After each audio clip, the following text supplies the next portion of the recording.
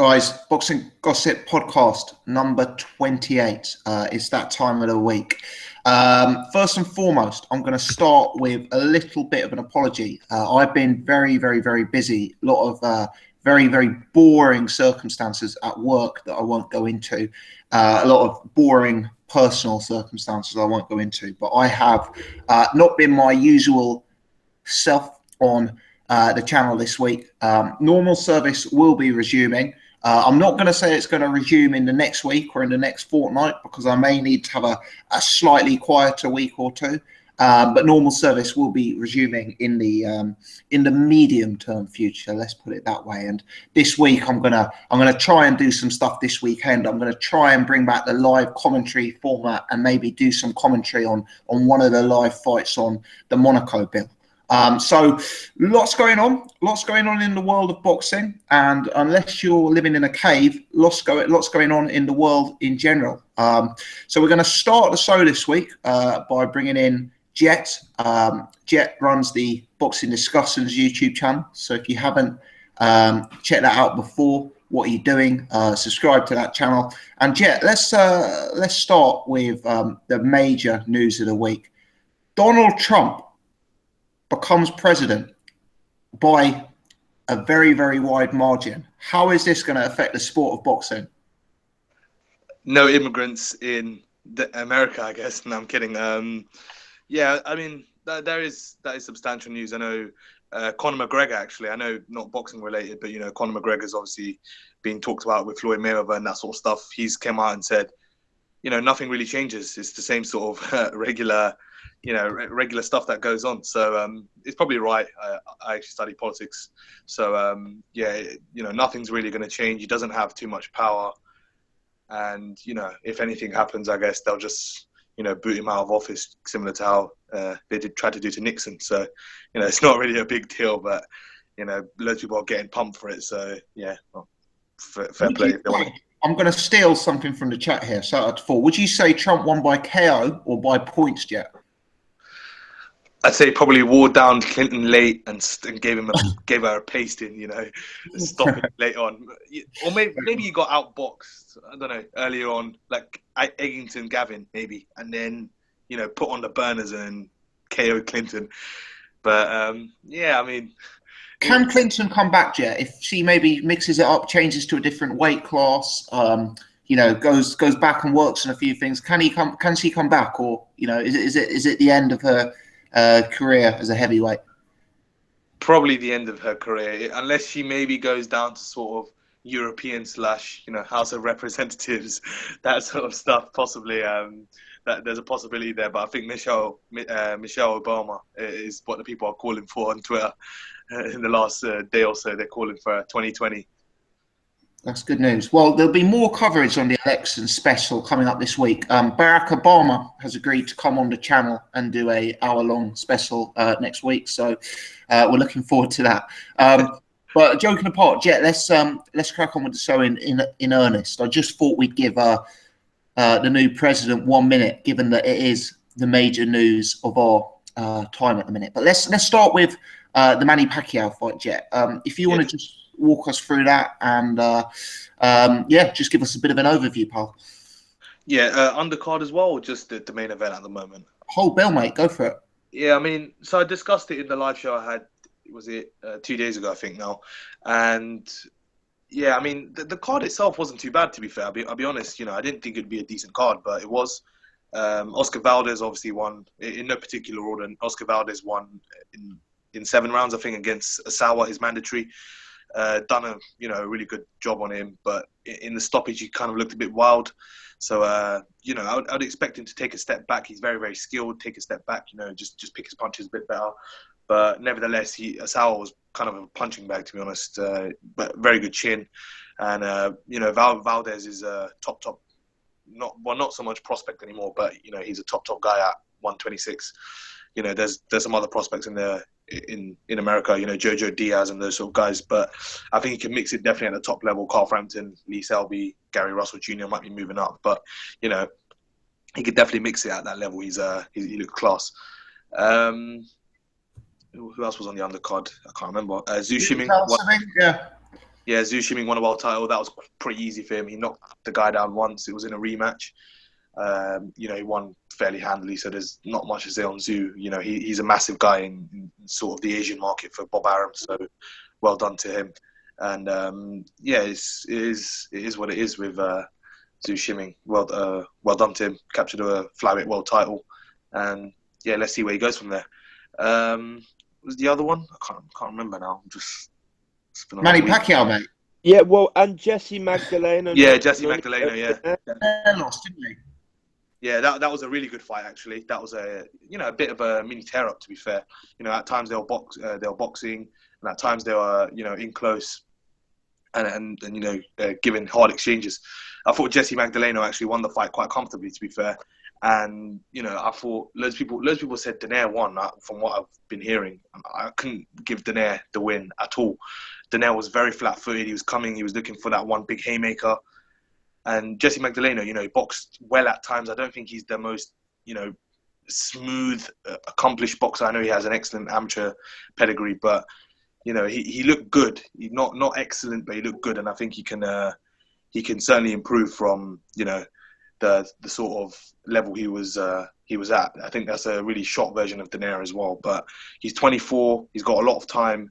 And I think, he can move up to featherweight. I did mention in my live show, I think he can move up to featherweight. I think, shoulders and sort of, the thing-wise, I think he can move up soon. But he's a good little fighter as well. Manny Pacquiao versus Jesse Vargas. Jesse Vargas, I thought, performed admirably. I did watch it on the replay of on Box Nation, actually, from about 7 to 12 it was on for some reason. So I watched it because I was at work. And, he did not disgrace himself whatsoever. He really performed with credit, Jesse Vargas. So, big respect to him for that. Didn't talk trash after the fight like he has been doing to Kell Brook, in the past and stuff like that. So, good stuff there. Manny Pacquiao, I thought, while he was decent, he was good. He was still decent for his age, 37, I think. He was, not the Manny Pacquiao that we've seen, maybe 3-4 years ago. I know that's kind of stupid to say. Obviously, 3-4 years ago, he was in his so sort of his element. Even the sort of version maybe of Chris Algieri even. I thought that even that sort of Pacquiao was a bit better than this one. This one was a bit slower, just a bit heavier on his feet. And I think even though he dominated Vargas, I think Vargas only won about 2 rounds for me. But if he faces Floyd Mayweather, I know they're saying today 75% likely that fight's going to happen in the rematch. I think he would get scored again by Mayweather. It's not a personal thing. It's just, it's just how it is. And I think Manny Pacquiao, he's a legend in the sport. He's won 8 world titles in 8 different weight classes or something like that. So, he's done what he needs to do for boxing. I think he's just making a bit of money now, and obviously focusing on his politician role in Philippines. But he looked decent, so can't really complain about the win, to be fair. Just one final question, Jet. Vargas, quick word on him. Yeah. Obviously, he's lost to Pacquiao. He's lost to Bradley. Is he a fighter you would be interested in seeing again? Do you think he's got a future in the sport? Yeah, I mean, look, don't get me wrong. Vargas is a decent fighter, but he's not sort of top 10 welterweight. He's quite big for the weight, actually, as well. But he's not a necessarily big puncher. I think the Saddam Ali fight kind of flattered to deceive. But, it's hard to kind of rate him. Maybe 15, 20 in between that sort of range. He's definitely in the top 20 welterweights. But can he really come back and beat the Kell Brooks? Even, Kell Brook at maybe 80% when he's at 147. If I know loads of people are saying that he's not as strong at welterweight, and I think it's kind of true in that performance against Golovkin. He looked a bit better weight wise. But and then obviously you have Errol Spence, who's the mandatory, even Jeff Horn, those sort of guys. Can he mix it with those sort of guys? It's hard to say at the moment because obviously Bradley, he got outboxed pretty handily, 12 rounds, and then obviously got the sort of big shot at the end of the 12th, and then the fight got ended quickly. And then Manny Pacquiao, he kind of got schooled, to be fair. Saddam Ali, he beat a prospect. So it's hard to kind of rate Jesse Vargas at the moment, but I think he can come again. He could probably pick up a version of the world title if it's kind of a vacant world title again, or it's the correct opponent. But, at this moment in time, looking at the other top welterweights, can he beat them? I'd say no. Good stuff. Appreciate that, Jet. Good breakdown. Paul, let's bring yourself in, mate. Your take on the card, the undercard, the main event, whatever you like, mate. Yeah, I thought it was a good card. I really enjoyed pretty much all of it. Shimming, I thought he won every round. Pretty much schooled the guy Faprom, I think his name was. Looked quite good. Oscar Valdez, I'm becoming more and more impressed with. I thought his footwork was much better than even the last time we seen him out, where he totally destroyed the Argentinian guy. I thought his footwork looked really good the weekend. Great body punching. He's got a good jab. Great left hook, man. Some of the left hooks he was throwing were really, really nice. And I kind of got to disagree with Jet there. I don't think he looked particularly wild with the stoppage. I thought punches were pretty well placed, pretty mixed it up quite well, and stopped the guy. I was pretty impressed. Then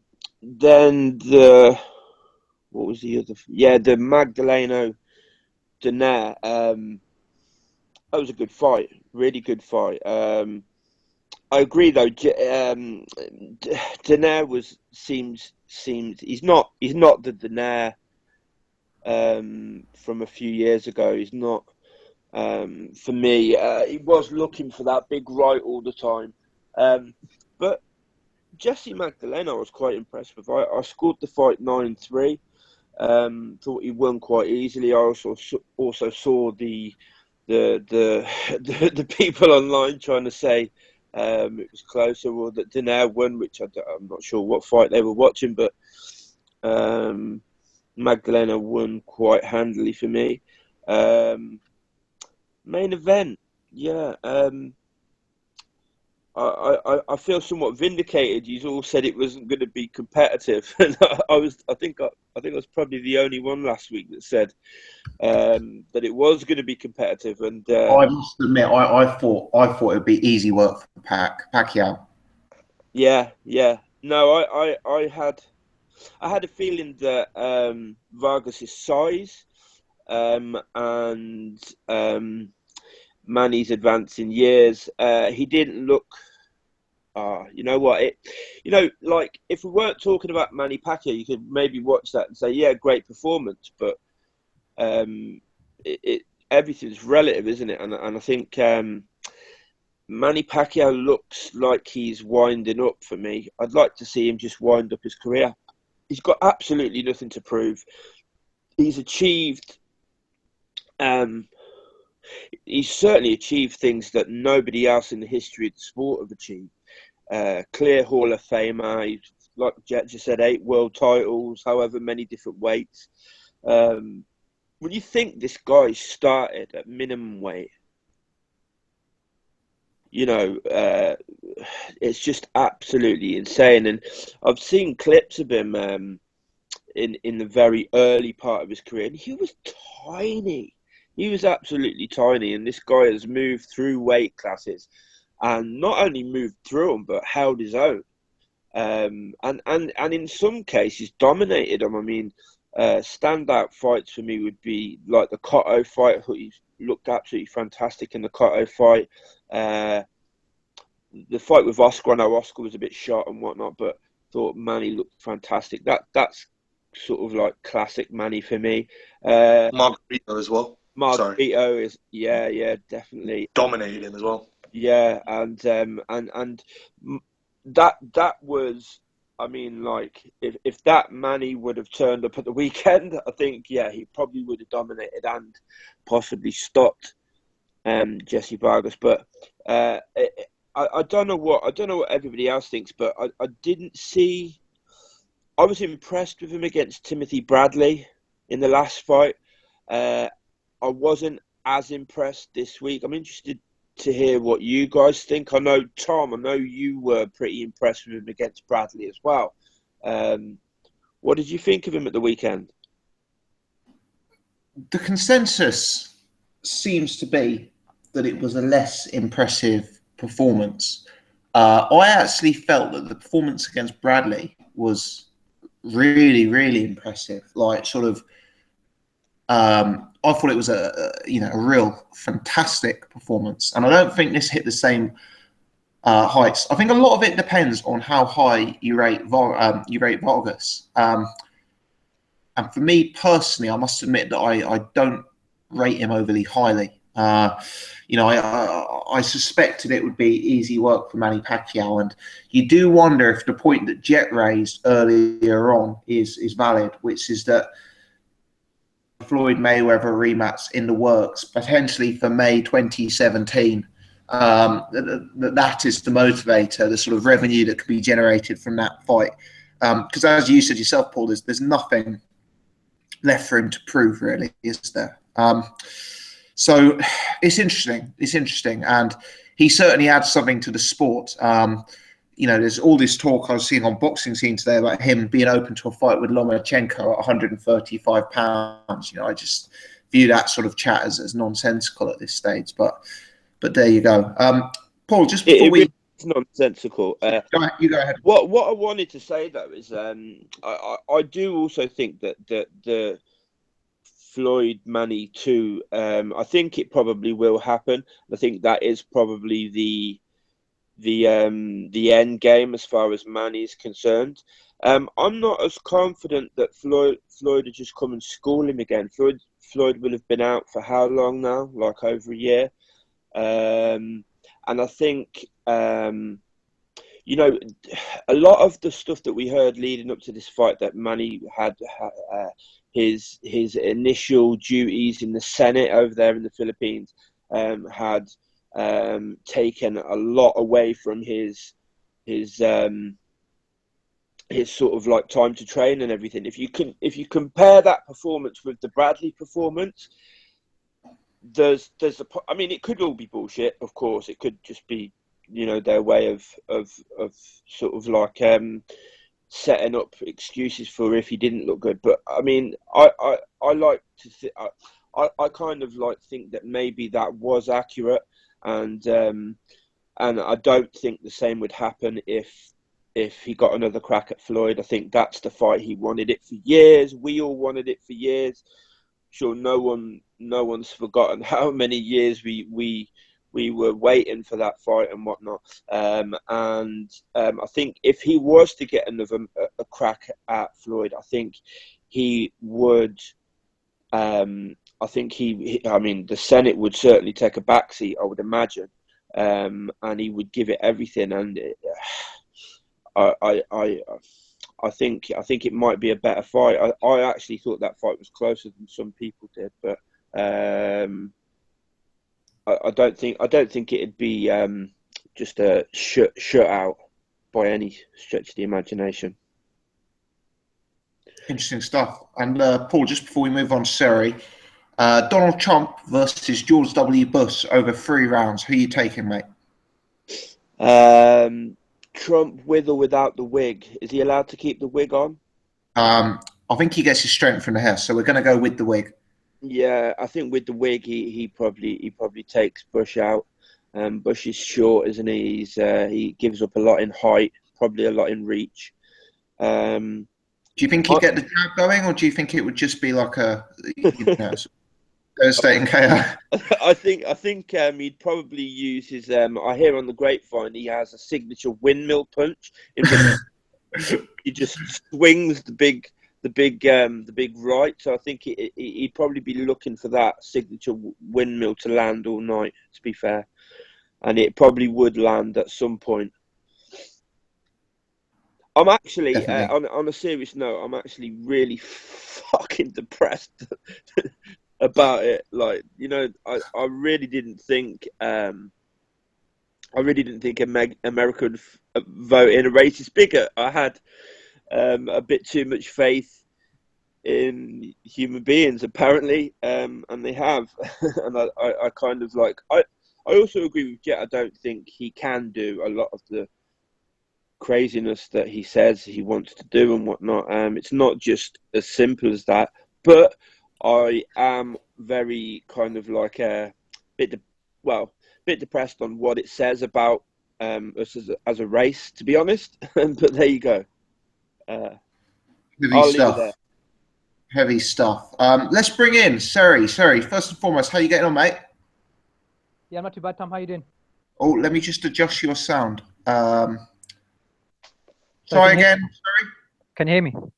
Yes, yeah, loud and clear. How's things, mate? You good? Yeah, not too bad, thank you. Yeah, so I guess we want to touch on the weekend's fights first. Yeah, off you go, mate. Yeah, okay. Well, basically, I missed most of the card because I was asleep. I actually had my alarm on, but I woke up just before the Pacquiao-Vargas fight started, so I did catch the main event. I mean, look, we've seen a lot of articles online, a lot of hype already about the Mayweather rematch based off that performance, but I wasn't overly impressed with Pacquiao. But this is what it comes down to, like we just said. It's like there's Pacquiao performances and then there's okay performances. Because we judge him to such a high standard now, and especially after the way he looked against Bradley, I expected something amazing. But I'm not sure if that's because Vargas like kind of fought in a more of a cautious style, or just because Pacquiao didn't have much left. But he still had more than enough to deal with Vargas. But I don't think it was as dominant as we probably expected beforehand. That left hand is still got the power clearly because he put him down in the second round. But it raises the question that, can he finish anyone anymore? Because he's knocking people down still in pretty much every fight apart from the Mayweather fight. I think he knocked down Bradley twice. He knocked down Algieri 6 times. He knocked down Vargas there, but he doesn't seem like he can finish anyone off. So I think he's got that pop in his punch, a shocking kind of pop if you don't see it coming. But I don't think he's got that devastating KO power anymore. It's been 7 years since the knockout, so that's fair to say, I guess. But overall, I was impressed, but I wasn't overly impressed. But again, the way he looked against Bradley was partially because Bradley kind of fought in a cautious, style as well. He fought in a different way to what he fought in the first 2 fights. So Pacquiao kind of had his way a bit more. But again, look, it's one of those things. It's all building towards a rematch. I think it's kind of obvious. It's going to happen next year at some point. It's got to happen. There's too much money on the table. And at the end of the day, if you got 2 all-time greats who are still around and they can get in the ring, then why not? I mean, yes, the first fight wasn't as competitive as expected. And the second fight may not be competitive. It may just be a repeat of the first fight. But as a boxing fan, why wouldn't you want to see the biggest fight out there? It still is the biggest fight. It's bigger than Canelo Golovkin, bigger than any heavyweight fight. It's still going to make the most money out of any fights out there because it's involving potentially the 2 biggest names of the last 10 years. So even if it is a rematch and is I don't mind seeing it. At the end of the day, even if it happens and we don't want to see it, we're all still going to tune in to watch it. It's one of those things. Mayweather Pacquiao too. I'm happy to see that again. Not a problem. I think it will be a slightly different fight because I think Pacquiao will risk it a bit more. But at the end of the day, I think Mayweather's just still a few levels above him overall, and he'll tame him eventually. But again, this is all about timing, isn't it? It's the timing of the fight. But overall, decent performance for Pacquiao. Not too sure where he goes though, because obviously he's got a belt now, and Kell Brook's talking about Pacquiao and Khan, but he's not mentioning Errol Spence, which is interesting. But it is what it is. But I don't think he's going to fight anyone of the top guys at welterweight. That's the thing. I don't think. Who can he fight realistically? Yeah, he'll have to fight either Crawford, or if they're serious about the Lomachenko fight, then potentially that. But I don't think he'll fight a Keith Thurman, a Danny Garcia, Broner. There's not really anyone else, so it's really him and Mayweather, isn't it, ultimately? Definitely. You'd have to presume that's why he's come back. You'd presume he hasn't come back purely for a Vargas fight, wouldn't you? Yeah, definitely. At the end of the day, look, he still made a couple of million, but it's nowhere near what he'll make against Mayweather. He's still going to make at least 50 to 60 million, even with a 70-30 split. At the end of the day, the money is there for that fight, so there's no reason for it not to happen. And the kind of money that would generate, the interest it would generate, there's just too much money for a rematch. Even if they had a rematch and Mayweather won again in that fashion and they did a third one, people will still watch it because the name value of Mayweather and Pacquiao is one of those things you'll always tune in to watch them. I mean, even though this fight beforehand, I didn't think it was going to be overly competitive, but it ended up being a decent fight overall. I was still excited to see, because it's Pacquiao. It's like if Mayweather comes out of retirement now, barring he's not fighting a complete bum, I'll still be excited to watch him. It's one of those things where when you have certain names, you're excited to see him in the ring. And I was just happy to have Pacquiao back in the ring. Yeah, mate, I see that. I mean, Floyd Mayweather, a lot of people love him, a lot of people hate him. What I can say is there was a certain something to a Floyd Mayweather fight night, Yeah. There was a certain something. And let me ask one final question. Sorry, actually, no, 2 questions before I move on. Firstly, if Mayweather rematches Pacquiao, is that commercially the biggest fight of all time? Is that commercially a bigger fight than the first matchup? No, I think it makes half the money the first fight made, because the first fight obviously promised a lot and it had that 5-year build up and the anxious feeling amongst the whole world of the super fight. Obviously, a lot of people will have been turned off from that fight. The casuals that stayed up all night to watch it wouldn't have been impressed. So I think it did 4.6 million. I think it'll do about 2 million this time. But the fact is, it's still ultimately, whether it's gate, whether it's pay-per-view, whatever it is, the revenue overall of that fight is just still going to be probably the second biggest fight of all time after the first one. Compared to something like Canelo Golovkin and Joshua, Klitschko, Joshua Fury, whatever it is, any of these mega fights that we have out there, this is still, when it comes to name value, longevity, everything included, Mayweather Pacquiao is still that marquee fight, regardless of whether the first fight was competitive, disappointing. You've got the two names. Once you got the two names, you can literally spin it any way you like. You're gonna make the money off it. So, like I said, we can say we're educated boxing fans, but the fact is, we'll still tune in and watch it. We'll eat it up. It's one of those things. Whether we think it's competitive or not is different, but we're still going to tune in to watch it. It's one of those things. And they can easily get the casuals back on board, but I don't think it'll be as easy as the first fight, because the first fight, we had Pacquiao's, hand speed, this, that, but we saw that's not what it was about in the ring. Of course, look, the controversy was the whole shoulder injury, and I don't think he was injured. I think it's a lot of bullshit. But they've got that there as a little excuse. So the second fight, I welcome it personally, because anytime you can get two legends in the ring together, I'm more than happy to see that happen. Absolutely. And Seri, we'll continue the theme quickly. I want a peak Tony Blair versus a peak Bill Clinton. Let's say Tony Blair of 1997, that sort of Blair era. Who do you think wins in a 6-rounder? Bloody hell, this is hard. I was too young to even. Well, I don't know. Because I'm British, I'll go with Tony Blair based on what we're doing. All right, thanks, Terry. Let's introduce the man, the myth, the legend, the beast that is Irish Tom. Iris, how are you getting on? How's it going, boys? Sorry for my late appearance. That's okay, mate. That's okay. I'm gonna have to dock your fee for the night, I'm afraid, but you're used to that. Wow. He's been watching the Walking Dead with his missus, hasn't he? I've been sitting in a corner crying, weeping like a rape victim after today's election results. Oh no. We've got a liberal panel tonight on the podcast, but Tom, I've prepared a politics question for you actually later on, so we'll come to that. But when I say I prepared a politics question, it's about two politicians fighting, so it's only a half one. But yours is going to feature John Prescott. Brilliant! It's interesting. But let's start with some more serious conversation with your take on the Manny Pacquiao night. Yeah, so have you talked all the fights or just the Manny one? All of them, mate. So whatever you want to discuss on that card, you go through it. Yeah, so let me think. So the Manny fight, Manny was pretty good. He got caught quite a lot of times by the right hand, though. I thought that your man did better, I think, than I expected. I watched it, but I didn't really score it when I was watching it. I thought probably anywhere between 10-2 and 8, and sorry, there was a knockdown as well. So anywhere between whatever you want to call that, 10-1 and 8-3, I think are probably fair scores. I thought he equipped himself fairly well, Vargas, but he's quite a limited guy. So it was actually a decent fight, though. I thought it could have been really quite poor, but it was actually decent to watch. It'd be interesting to see how many pay-per-views they got going without doing it on HBO. I wonder. I'd say didn't get too many, but Manny the Death Squad Pacquiao, it was a pretty good performance. I think he has a. I don't know if I put him in with Errol Spence, what do I think would happen? Because Errol Spence, I think, is to me the most difficult matchup.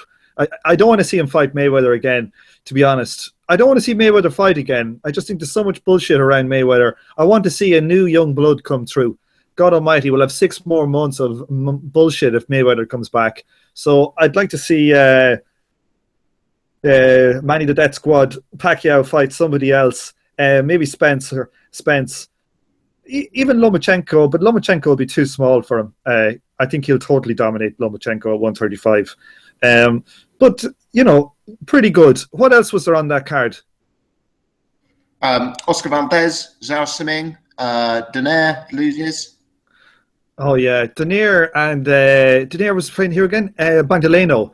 I tell you, that fight may go down as one of the fights with the worst haircuts I've ever seen.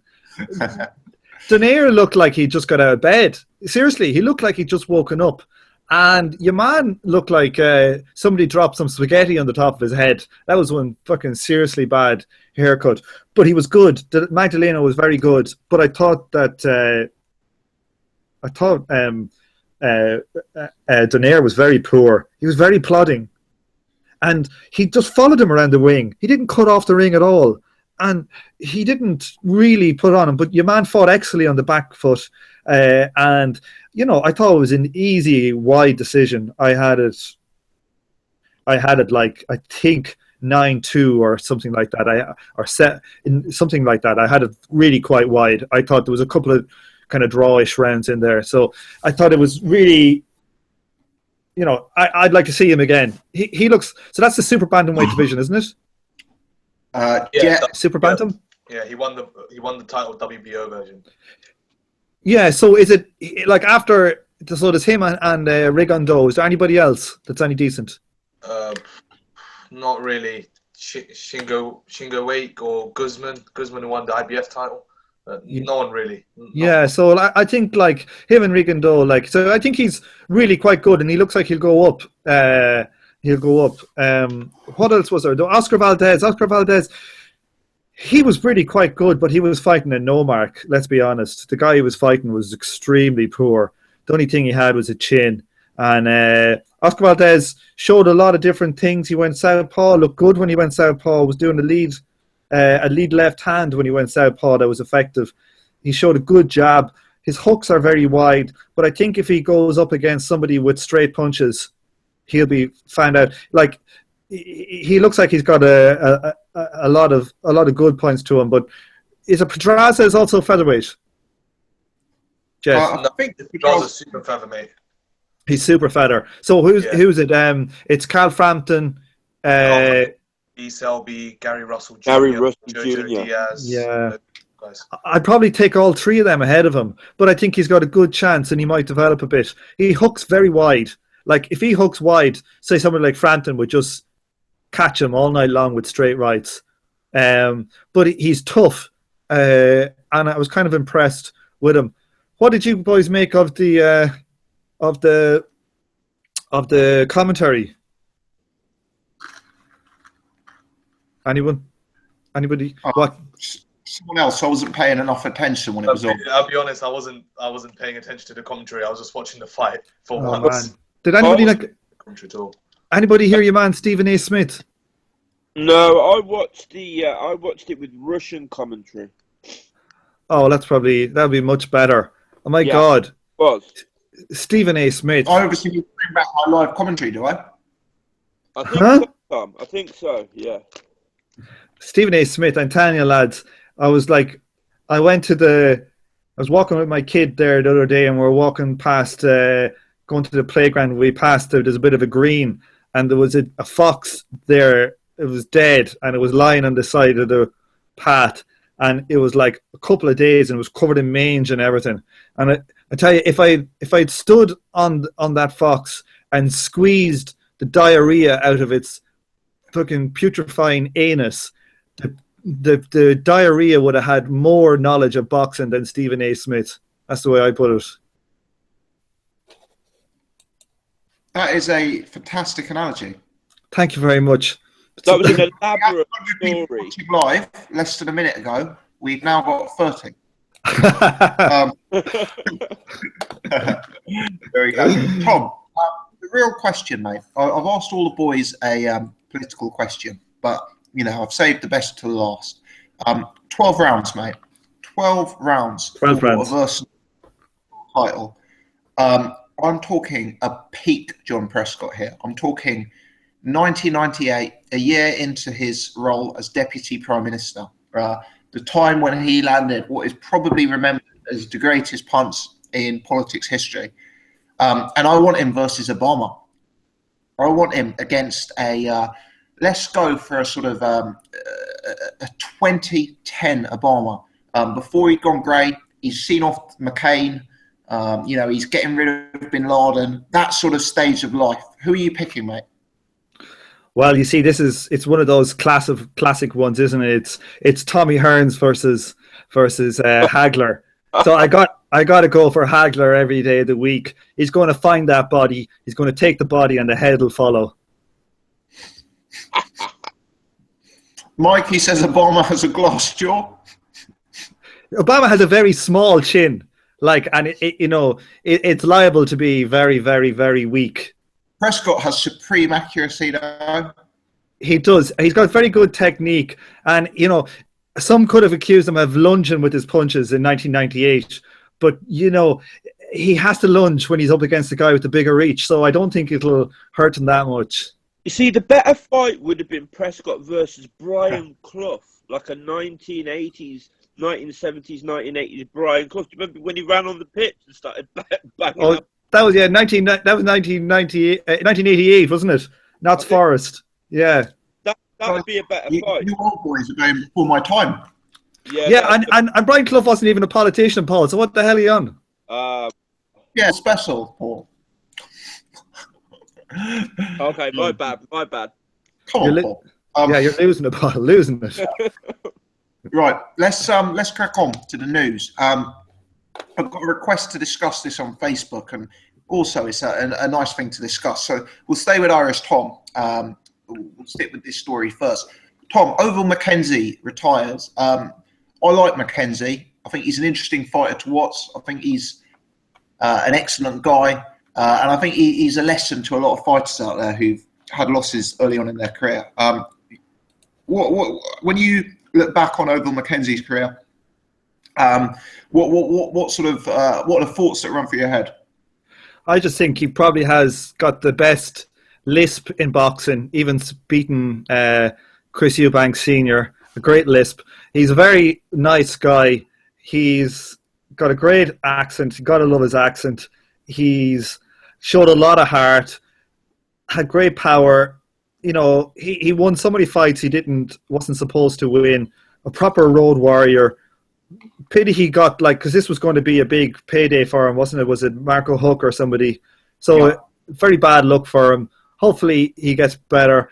Hopefully it's not a bad one. Hopefully it's not one of these terminal heart conditions. It's only like Wolf White syndrome or one of them things that's treatable. But a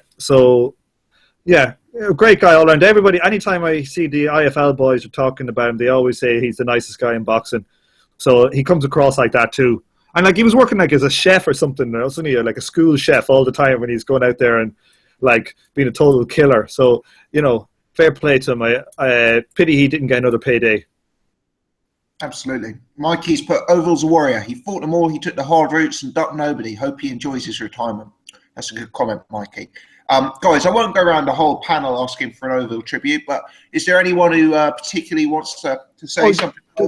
There's one more thing I'd like to say. I thought that he was also had a very, very nice voice. And, I never thought that he could go from being a puppet to being a boxer, because that's a hell of a journey to go through. Absolutely. There's always a secondary follow-up from Iris. You've got to love him for that. Is there anyone else on the panel who's got something to add on Oval? Speak now. Excellent. Okay, let's move on. I thought he was okay. Bloody hell, Jack! Great timing. You go on, mate. Oh, I thought he was a good fighter.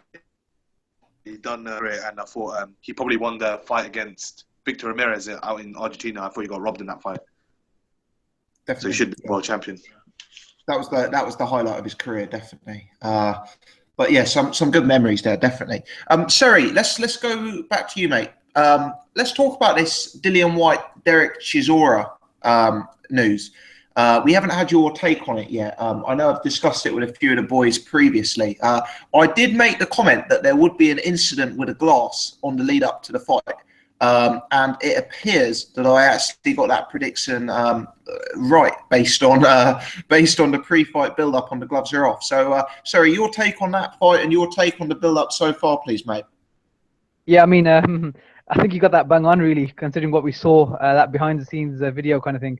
I mean, that fight, obviously, look, there was talk of it for a long time, so I'm glad we're getting to see it. And I guess with the whole Anthony Joshua Eric Molina card being having a disappointing headline in that fight because of lack of a decent name as an opponent for Joshua. I mean, it needed some sort of fight to attract attention and get some sort of hype behind it. I don't think it's going to be a particularly brilliant boxing match, but it'll be a good brawl, a good fight.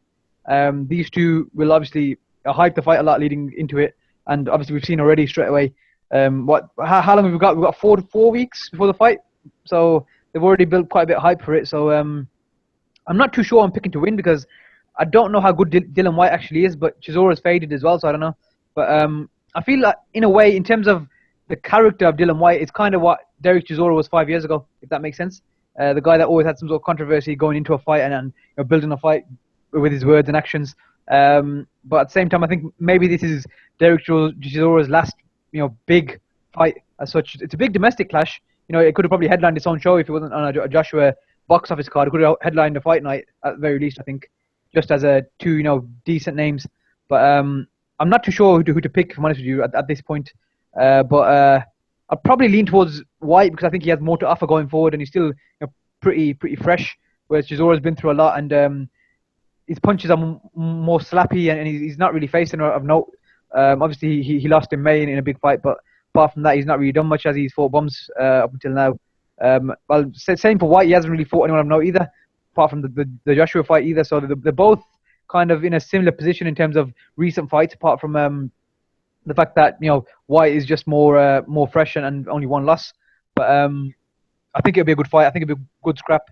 But again, it's one of those things where we don't really know what we're going to get. I think the hype will be more entertaining than the actual fight. But I'm hoping we get a good knockout either way. But I don't know if either of these men are knockout punchers as such. So I don't know if they'll be able to spark one another out. But it'll be a good little brawl while it lasts, and it'll be a bit of controversy, I'm sure, on the build-up.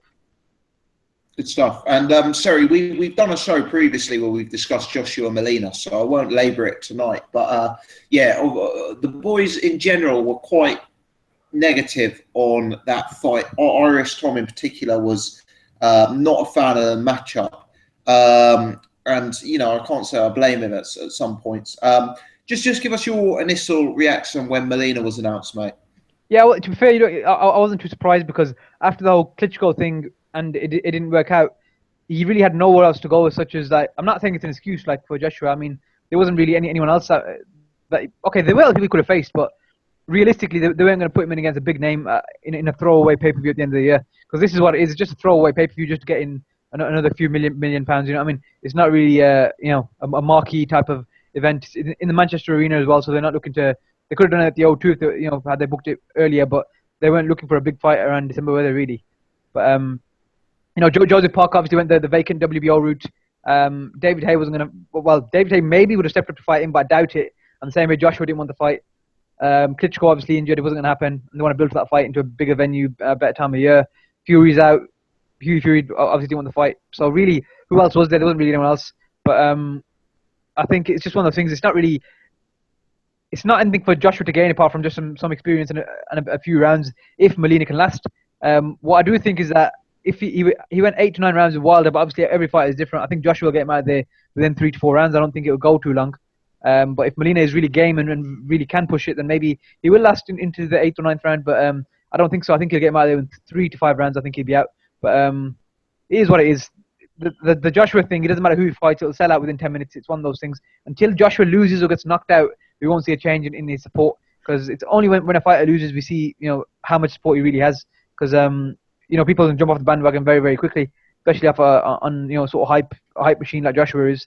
We can all agree he hasn't really taken one big punch apart from the Dylan White left hook, which wasn't even a big punch as such. It was just caught him off guard kind of thing. Apart from that, he's not really taken any big punches, has he? So we don't know where he's at in terms of chin and can he take a punch at heavyweight. So I'd like to see if Eric Molina can hit him and hurt him, but I don't see it happening. I think Joshua's going to overwhelm him and finish him within 3 to 5 rounds. But yeah, it is disappointing, but it is what it is. And if we're getting Joshua Klitschko in April 150%, then fair play. They're saying Klitschko's going to be there ringside, so if he is there ringside, hopefully they will have a interview afterwards, and then they'll announce the fight for April or March, as they're saying. And that's a massive fight, so hopefully we get to see that now. And let's just before I move on, sorry, I'll just ask you about the pay-per-view buys, because people always like hearing about pay-per-view buys. So if you're watching live, do comment in the chat how many buys does this do. With Chisora White on the undercard, sorry, with world title fights like Caliafai, etc., and with Joshua headlining, could we see this doing 4 to 500 bracket, or do you think with Molina as the opponent, it's going to struggle? I think last year we saw Dylan White and him do 500,000 buys. They had a good undercard. They had literally everyone. Had Tony Bellew, Chris Eubank Jr. was in a good fight on the undercard against O'Sullivan, so I had a good undercard. The April one was obviously him challenging for a world title. I think I don't know if that did less than the Dylan White one. I think they did about 400 something. Then I don't know what Brazil did. Probably another 400 one. But I think this one will do less, especially around Christmas as well. I don't think people want to spend the money for one. It sounds silly. It's only £17, but every penny counts, I suppose. But I think it'll do about 350, maybe 400. But I think Joshua can be put against anyone at this point, and then people will buy at least 300 plus thousand buys. So I'd say 350 for this one. Interesting. Yeah, I'd be inclined to go for 400, but that's me saying 400 without me, I'm not basing that on huge evidence. I'm more picking that out of the air, but that's my sort of instinct. Yeah.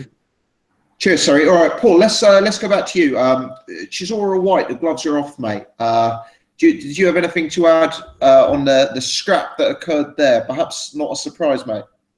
No, not a surprise. The only thing I really wanted to say was up until then, a few people have been saying that the beef between them was fake, and I wasn't really sure whether it was fake or not. Part of me sort of actually thought, yeah, it probably is. After seeing that, there's no fucking way that was fake. There's just absolutely no way that was fake. That you could just tell by the way it went down and everything.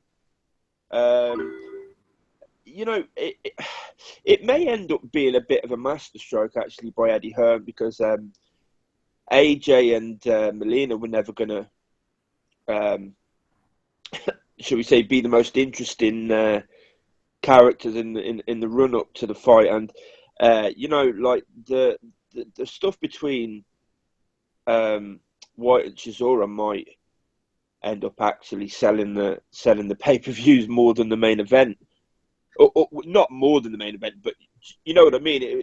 Giving it a bit of a push, I don't think the fight will be good at all. I haven't enjoyed seeing either of them fight in at least the last. Well, I mean, the Pulev fight for Chisora, I thought Chisora looked awful.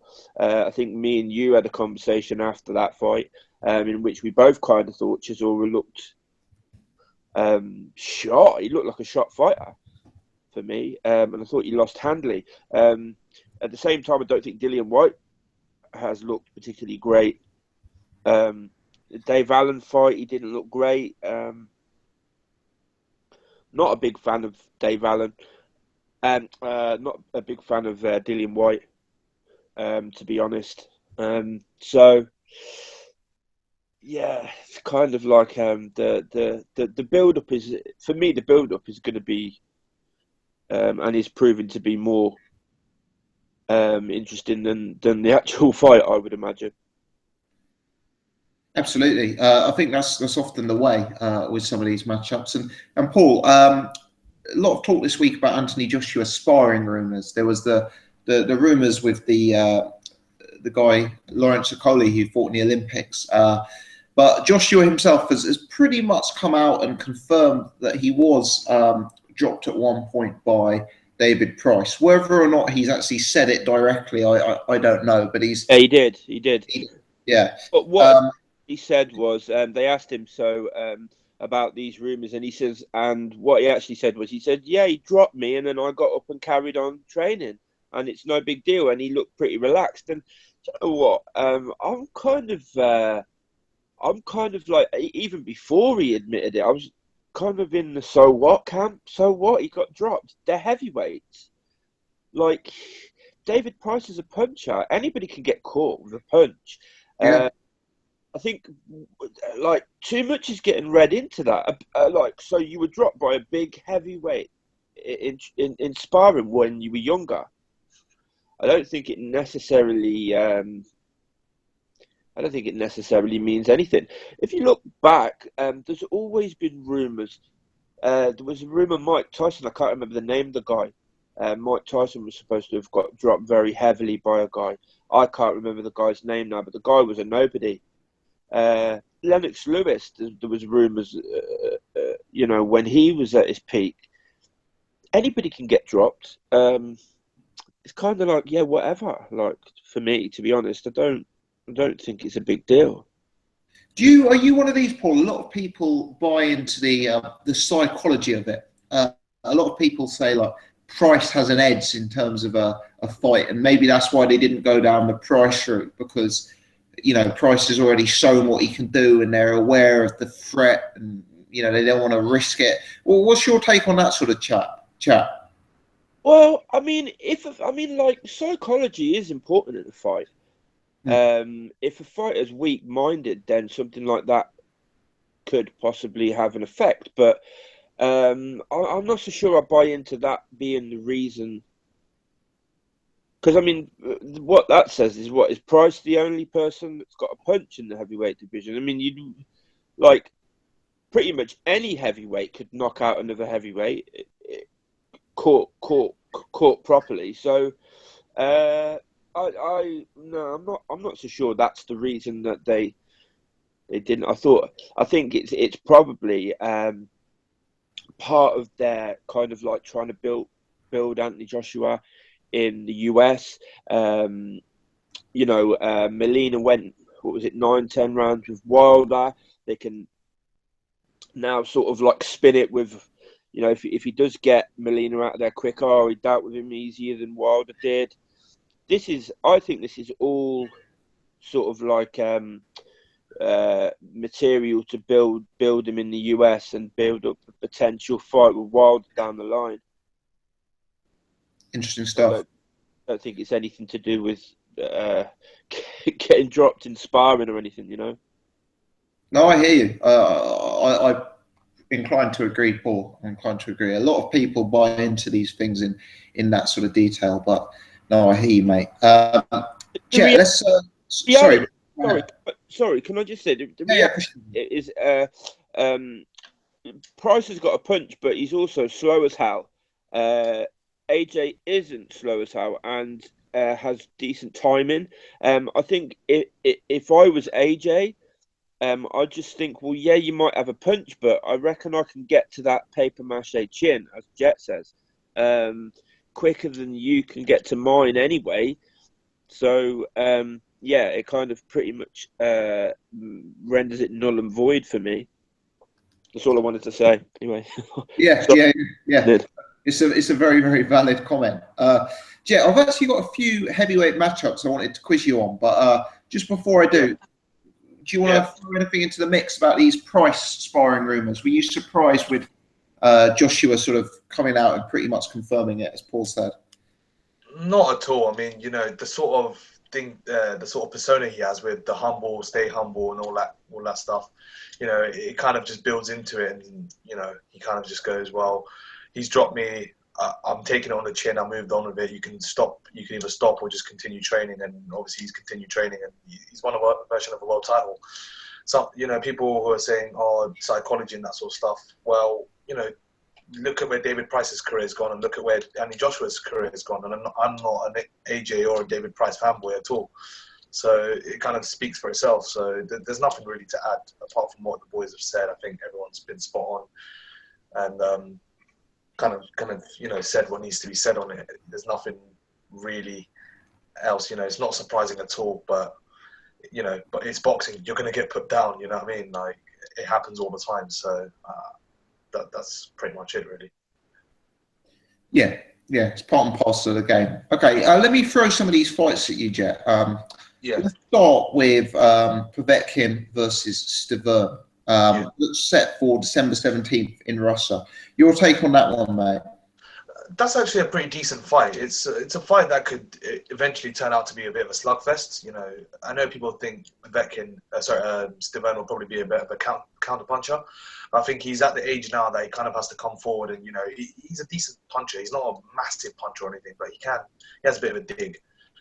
And you know, it could turn out to be a bit of a war. To be honest, I picked Povetkin in that fight, but it'll be interesting to see how he is off the roids. So yeah, I picked Povetkin in that fight, but you know, it might be a decent fight. That's a pretty decent fight for the heavyweight division.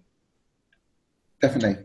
Rumours about David Haye versus Ustinov. Now, we of course have to take this with a pinch of salt because David Haye has been linked with every heavyweight in the entire division over the course of the last few weeks. But David Haye versus Ustinov, mate. Not a fight I'm overly interested in, but you know, David Haye probably by easy sort of, you know, KO. You know, actually Ustinov is kind of pretty durable actually, but he's just slow. So I don't know. Might be able to stop him if he can get, you know, he can kind of catch him. But David Haye tends to be low output when, you know, he's fighting the sort of taller fighters of the division. So I'll probably go David Haye by decision in that fight. Interesting. Another one that's being talked about, I know you mentioned yet that the purse bid has been set. Kubrat Pulev versus Mariusz Wach.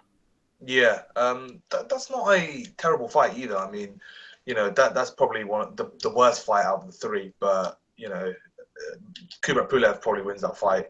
You know, I think his jab will control the fight. Mariusz Wach is or Wach. You know, he's got an iron chin.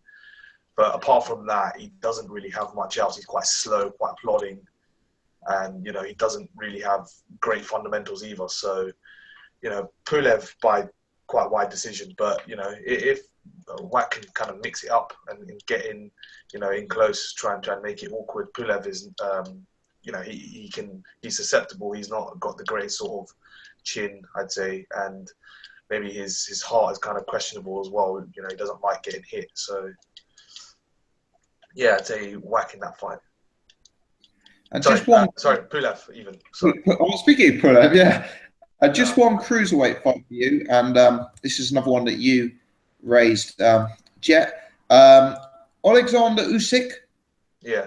Versus, and I'm probably going to butcher this name, so apologies if he's watching, but Tabisu Machunu. Now, I actually rated this guy very, very highly after he beat Eddie Chambers. He lost to Ilunga Makabu, who Bellew famously stopped. But yeah, is that an interesting fight, Jet? Yeah, I mean, Machunu is kind of like a, you know, defensively sound fighter, but it's tough because obviously Makabu sparked him out, not early in 11, but it is a decent fight. I mean, Usyk probably wins the fight, you know, with relative ease, I'll be honest, but you know, it's a decent fight. I know Usyk was supposed to fight the WBO European champion. I can't remember his name at the top of my head, but he was undefeated, and obviously he's pulled out with some sort of I don't know illness or whatever. But you know, it's a decent fight. I mean, it's a good sort of advert for the cruiserweight division. Certainly, you know, two sort of skillsters in there, and you know, playing their trade against each other. So it's a decent fight, but Usyk probably wins that fight pretty handily. Good stuff. Good stuff. All right. No, I appreciate that, Jet. Tom, let's bring you back in, mate. You've heard us discussing a number of the big breaking news stories of the week there, a number of the heavyweight fights being rumoured. I'm sure there's one or two bits you've got an opinion on, so I'll let you pick that up, mate. Yeah, so we got Stiverne and Thingy in Russia. That's a good fight. I presume Stiverne will be kind of shot, to be honest. Hasn't fought in quite a while and it's looked bad. Hasn't fought. Would it be 2 years since he fought Wilder?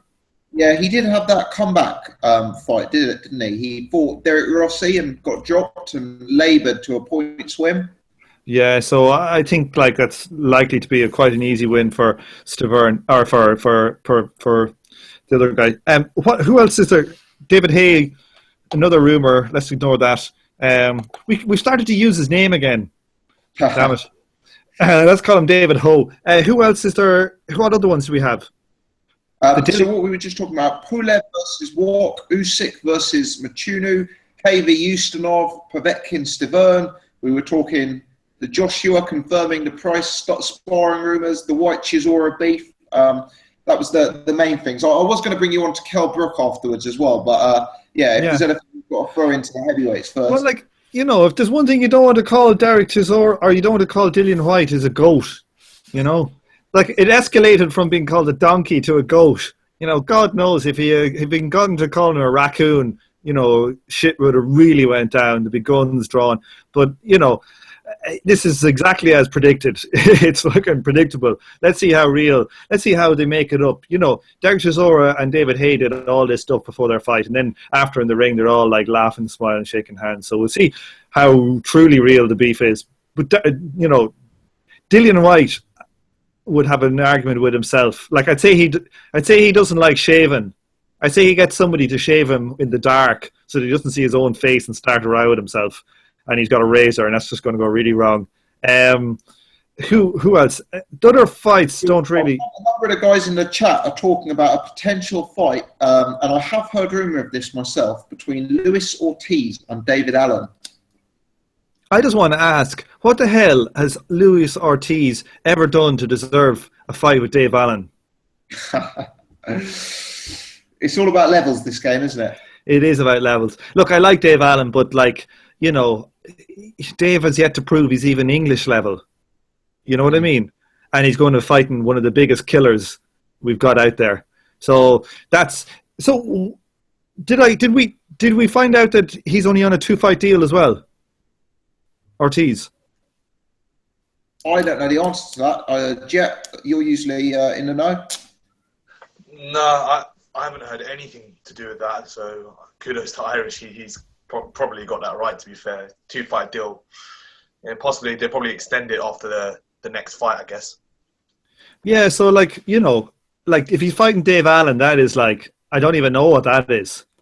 You know, like, you're going from Jennings to Malik Scott. That's a fair old step down. And then, like, going from Malik Scott to Dave Allen, you're essentially, like, it's not like down a flight of stairs. It's like looking into the elevator shaft from the 10th floor and falling off. So, you know, it's not a fight to look forward to. What are we doing now? What's the other one now? Kell Brook. What are we going to say about Kell Brook? I think it was you who raised it when we were talking about the show tonight, mate. But Kell Brook looks like he's going to be returning to 147 after all of the talk about how big he was for 147 and how bad he had to drain himself and how he could make 160. He's going to return to 147. Let's see if he takes on Errol Spence. You know, Brooks had no problem fighting his mandatories in the past. He's had no problem fighting Jojo Dan. He's had no problem fighting Kevin Bizier. You know, this is not a guy who escapes his mandatories. Is he going to take on his mandatory against Errol Spence? Tom, your thoughts? Not a hope in hell. He'll only stay at 147 if he's going to get Manny Pacquiao or Amir Khan. And otherwise, he's going to go to 154.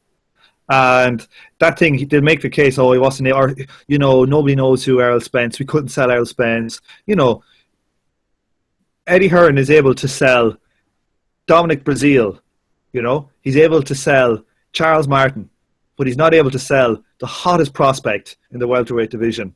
It's pure tosh. But I don't think Kell will go there. I make Errol Spence a favourite.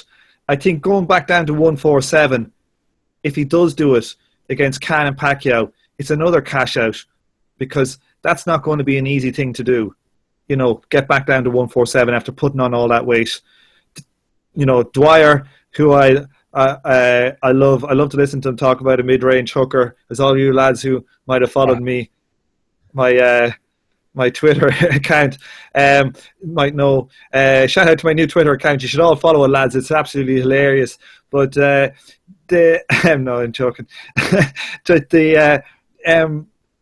You know, if he goes down, it's a secondary cash out. Because, you know, just look at Roy Jones Jr. when he went back down to, after putting on all that weight and went right back down. It's liable to go very wrong. So I think if he fights Khan or Pacquiao, you know, that's just pure cash out to me. I think Kell is stuck because at 154, he can't really go up against the big guys, because the only guy who will really get money for is Canelo, and I don't think that he's going to be able to withstand Canelo either. So he's in a kind of a no man's land. I just think his career's all messed up. He might get the big fights though.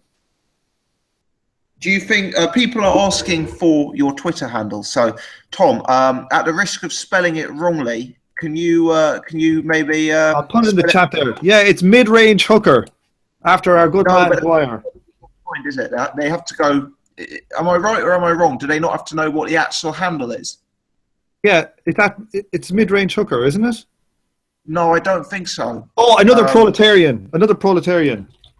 Okay, so yeah, you've made that very hard for people to find. Okay, so another proletarian, all one word. So another, and then proletarian is PROLET. No, you got the wrong one, Gossip. It's at mid-range hooker. You sure? Yeah. I'm sure you're wrong, but you should know it better than me. It's your account. I hope so. I'll check. We'll have another next week. Yeah. Yeah. But there we go. Anyway, no, I appreciate that. Let's bring Seri back in. Seri, you're a big Kell Brook fan, I know. What's your take on his impending return to 147?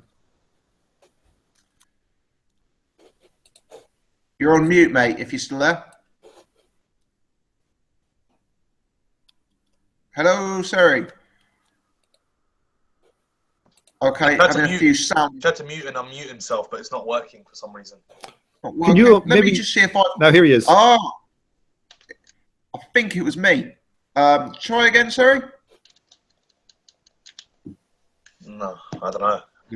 No luck. Jet, let's go over to you, mate. Your take on the Brook situation. Yeah, I think Irish Tom, we when we agree, we almost agree in unison. You know, what he said is spot on. Kell Brook is really stuck with, you know, the performance was admirable against Golovkin, but where he really goes from there is tough now. You know, Amir Khan, I still think he could beat Amir Khan, to be honest. I've picked him, you know, numerous times against Amir Khan anytime the fight's been mentioned. So that fight, I think, when Manny Pacquiao, I still think, you know, he might struggle with him a bit, even at Manny Pacquiao's advanced age and sort of, you know, wear and tear, mileage and whatnot. But, you know, that would be a good fight. That would be, you know, he'd get more exposure. He's already got some exposure out in the States now because of the Golovkin fight and his performance. So, you know, he's got some sort of recognition, I guess. But at 154, there's a lot of killers at 154 as well. There's Jamel Charlo, both the Charlo brothers. I think he could probably beat the WBC Charlo that holds that belt. He's fighting Charles Hatley next, I think. Demetrius Andrade, Jack Colsey, that fight was supposed to happen, but you know, I think he could beat Jack Colsey for the regular title, but he would lose quite handily to Demetrius Andrade. Erisani Lara was there as well. So I think 154 is going to be really, really hard for him. You know, he will do well at 154, I think, but the top guys he's going to struggle with a lot, I think. So yeah, he's in a tough spot, but you know, hope he gets some money from his fight. I guess that's the main thing. After a broken eye socket and that sort of stuff, it's kind of hard to take. Will he come back 100% as well? That's the main thing. It's a bit tough to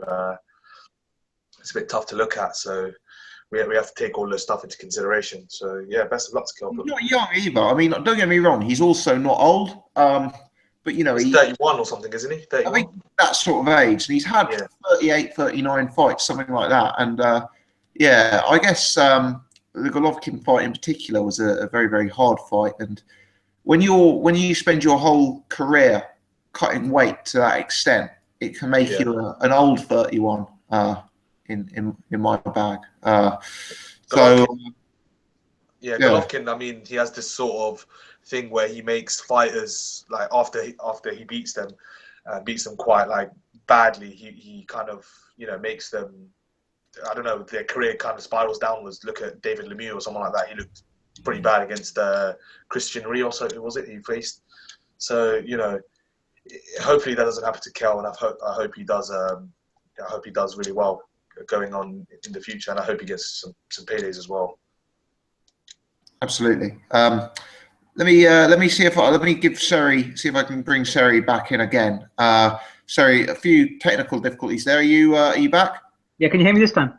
Loud and clear, mate. Sounds Yeah, there you go. excellent. Yeah. So your take on the Kell Brook situation? Yeah, it's a bit of a tricky one. It's a disappointing one because he's mentioned everyone except for Errol Spence, and there's no way he can save face if he goes back down to 147 without defending his title, unless he fights for another title automatically, which Manny Pacquiao is not going to fight Kell Brook at this point. I think Kell Brook's too big, too strong, and too risky for someone like a Manny Pacquiao to fight now at this point. Whether Kell Brook is the same when he goes back down to 147 or not is a separate issue altogether. Obviously, WBO with Manny Pacquiao. Danny Garcia's got a fight pending after this, this weekend against Garcia. So is Thurman. There's no one else who's a belt holder apart from him. So obviously he can't fight himself. He has to fight his mandatory.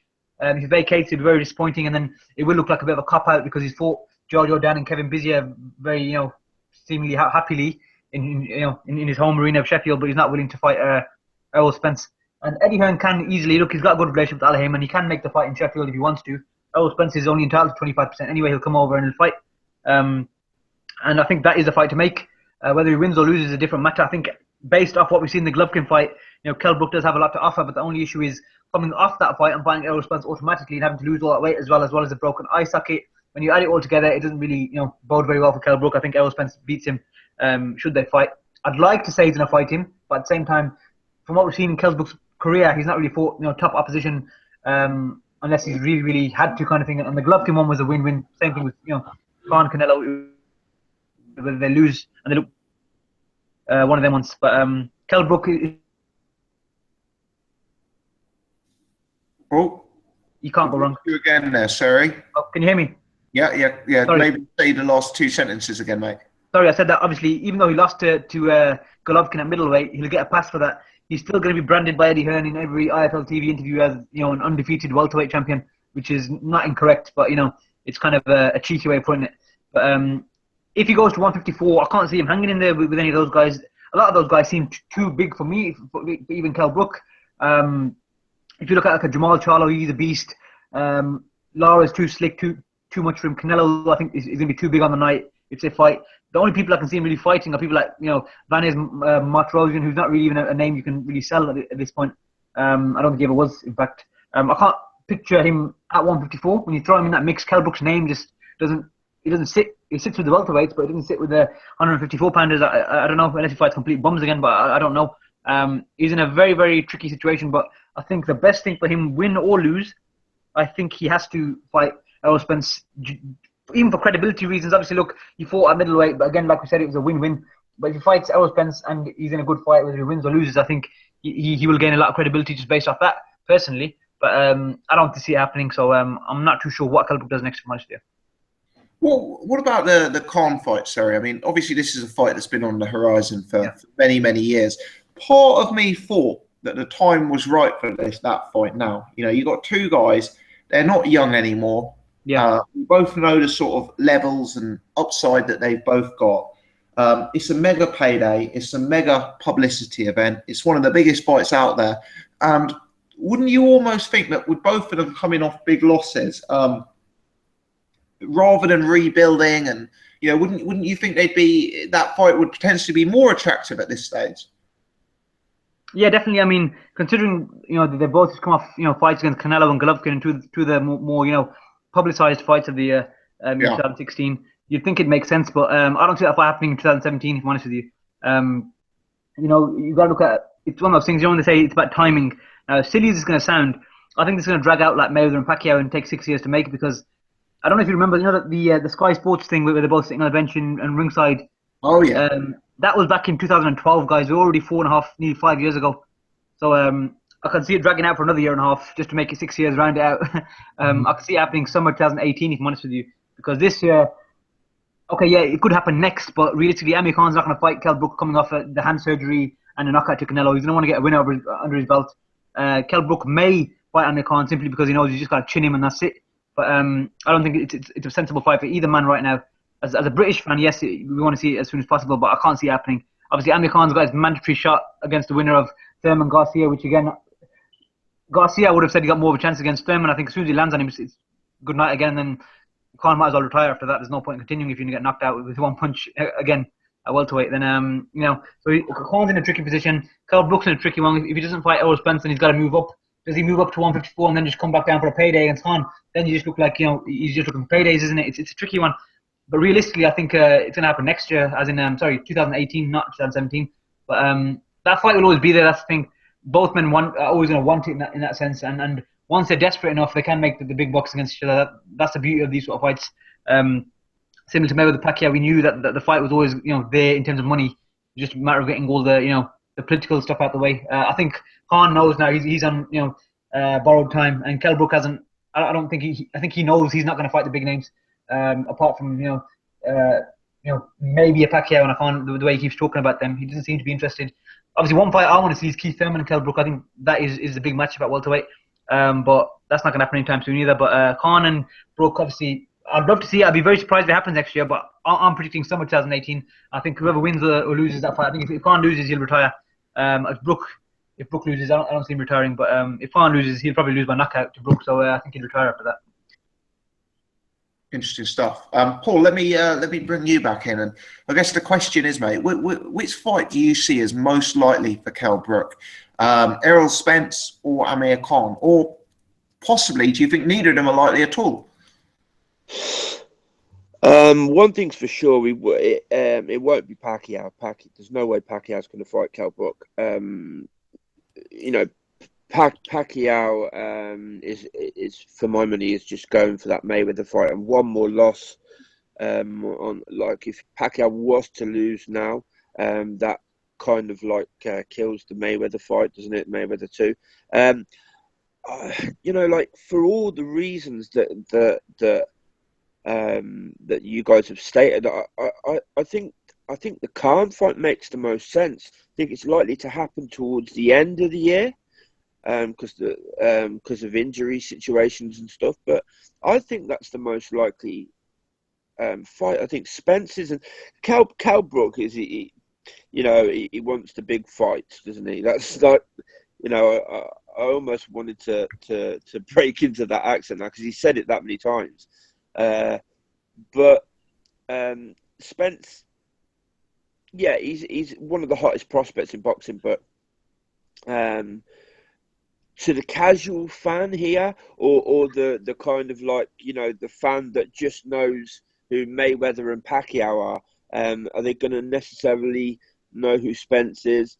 It's not a massive money fight, and it's a dangerous fight.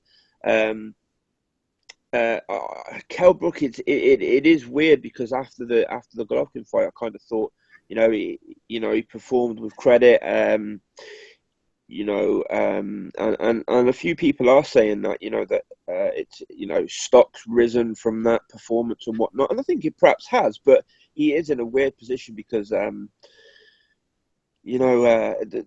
one reason or another, it's hard to see where he goes, which is kind of bizarre. I also think it's going to be a lot more difficult for him to get back down to 147 than people are thinking, than people are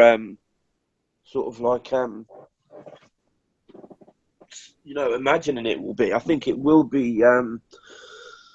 I don't see him making 147 again after the amount of bulk he put on for that fight at 160. It's a lot of weight to lose. That bulk that he's put on, I think it's going to be difficult. And of course, there's a good point that I think it was Jet made as well. What's he going to be like now? That injury, the eye socket and whatnot, and kind of losing in the way he did, that can take its toll on the fight. He's not getting any younger. What is he, 31, 32? It's hard to know where he goes from here. I think probably the most likely fight will be the Spence fight, but I wouldn't put money on either of the fights, to be honest. I don't think either of them are hugely likely. That Spence Brook fight is a great fight. I would genuinely find it so hard to pick a winner in that fight. Yeah, I would. I think that, I mean, if it was to happen next, it would be probably literally impossible to pick a winner because you just don't know which Kell. You don't know.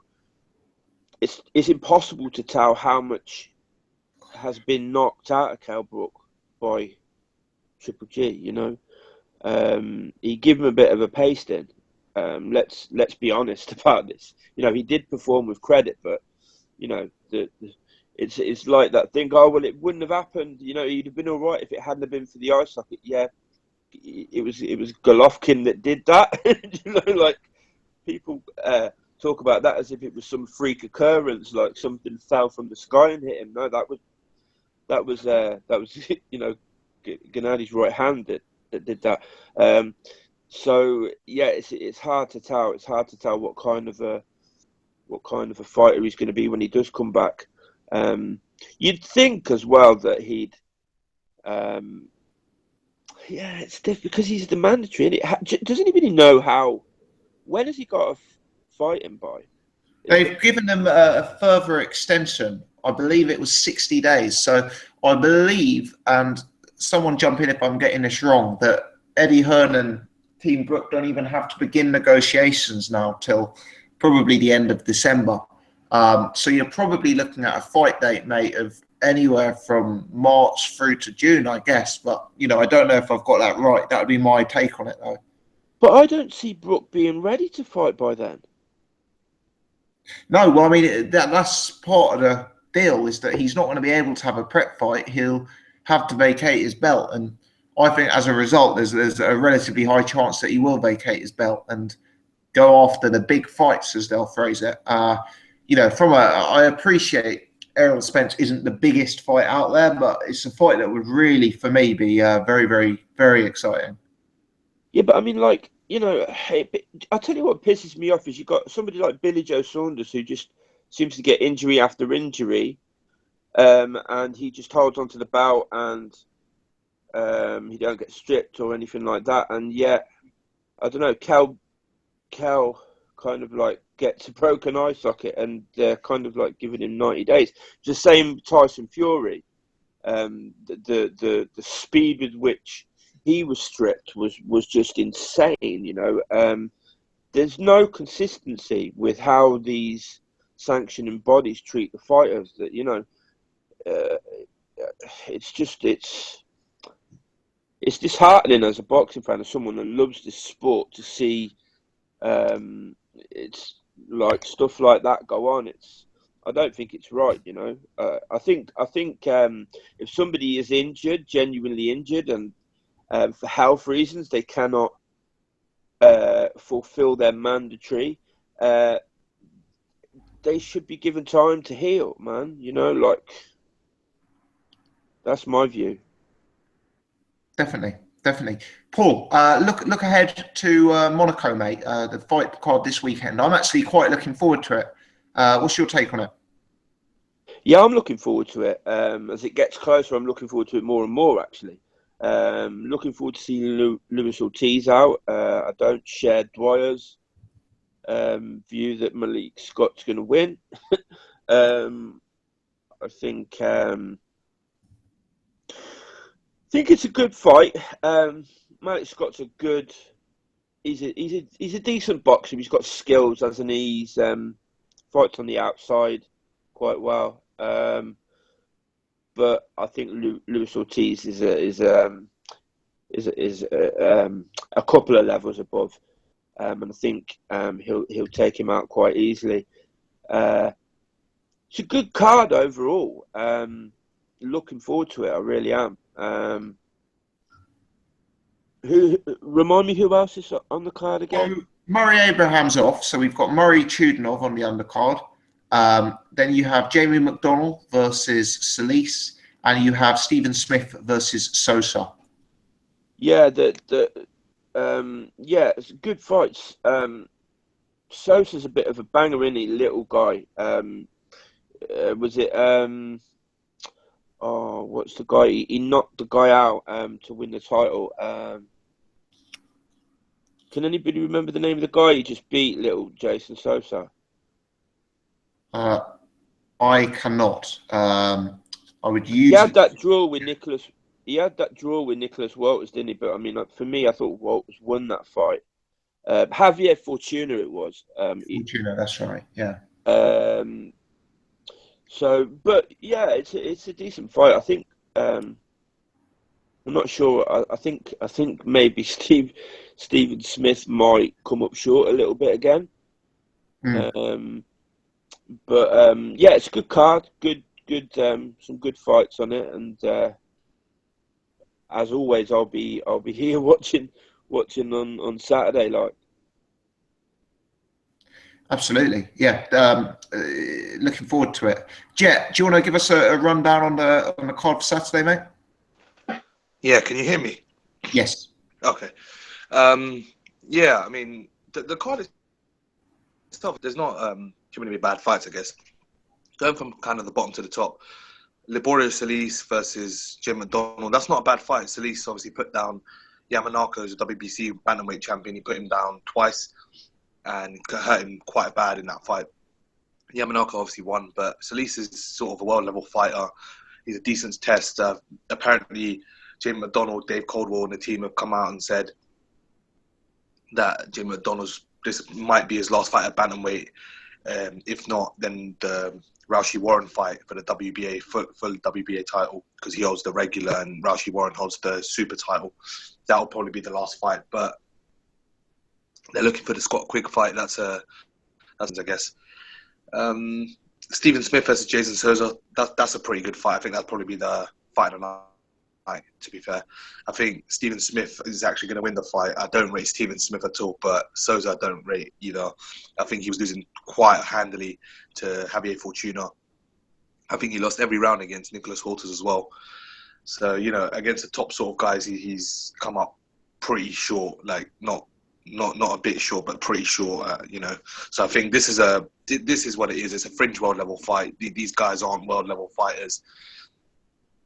Stephen Smith gave a really good account of himself against Jose Pedraza. I think, he'll have a bit too much for Souza, but Souza's always there with he has a bit of power and that sort of stuff. So, that's a good match. But I picked Stephen Smith on points, just about to win.